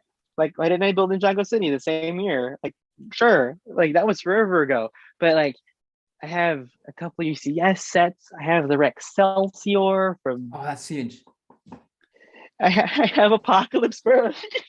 It's sitting in a box. I haven't touched it, and I look at eBay and it's going for $900, and I'm like, no. It's like it makes me not want to open it, but then I sit here going, but I get to have it. No one else does. So. Do you know who Deluxe Collectibles is? I am aware of who he is. I have not talked to him enough, but I have interacted with him a bit. Deluxe has this thing where he buys a ton of Lego, but he doesn't build it. And so his entire, because he doesn't have space. And so his entire room and closet is filled with Lego boxes. And it's like these super retired, expensive sets. Sealed, perfect condition. Yep. And it's like, I'm like, dude, how can you not build? Like, he told me the last time he built Lego was like 2016. Yep. And it's like, oh man. See, the problem is when you're working enough, you don't have time for it. Like, that first hit me when the Fire versus Ice wave came out for Chima, because I had the discount on top of it, so I managed to get the whole wave of it. Oh. So, but it just lived as a pile next to my desk for like 3 or 4 months. And then I realized, you know what? I need to get into this. And then I just mowed right on through it. But then as it went along, like, I got a second job. School was getting more challenging. I needed to devote more time to that. And suddenly the backlog got bigger and bigger and bigger. And suddenly it's like, oh, wow, there's 5 years worth of Lego sets there that I haven't touched. Wow. I don't know how you have the willpower, because I have one box in my room and I'm like, I need to build this right now. Why am I not building it? See, the thing is that I have managed to reason with myself that there are other things that I need to do before I build Lego. But then I start to do the things that I don't need to do instead of building Lego, like playing Fortnite with friends for who knows how long into the wee hours of the morning. But that's just how it works out sometimes. And then because of the fact that the pile gets bigger and bigger, it becomes harder and harder to choose what to build. Because I'm sitting here like, I should finish all of my Sons of Garmadon sets. I should get those done and get ready to have them on display. But then I'm sitting here going, okay, I'm more likely to disassemble the Lego Movie 2 sets before I disassemble my Sons of Garmadon sets. Let's just do some Lego Movie 2. And then I try to force myself not to go through an entire wave in one go. Like, I'll do Lego Movie here, Ninjago here, do some Hidden Side here, do some Star Wars here, just to try to make sure it's a little bit of a mix, so I'm not doing a whole entire wave or series in one go. But it can be challenging sometimes, because part of me wants to get all of that line built so it can be on display for a long time and then disassemble it in time to have it all move on to the next thing. But I'm just taking it. I'm taking it slowly. Honestly, I kind of have to at this point. Well, man, I think we've talked for way too much. It's about to be 3 hours. So, time flies when you're having fun. Yeah. Absolutely. Thank you for coming on. I really had a blast talking to you. I'd love to do another call and talk about Lego Movie 2, because we both have opinions about that. Anytime. But yeah, actually I do have to go. Sure. So see ya, man. Thanks for coming, and have a good day. Hopefully we can do this another day. We definitely can. See ya, man. Yeah. Bye.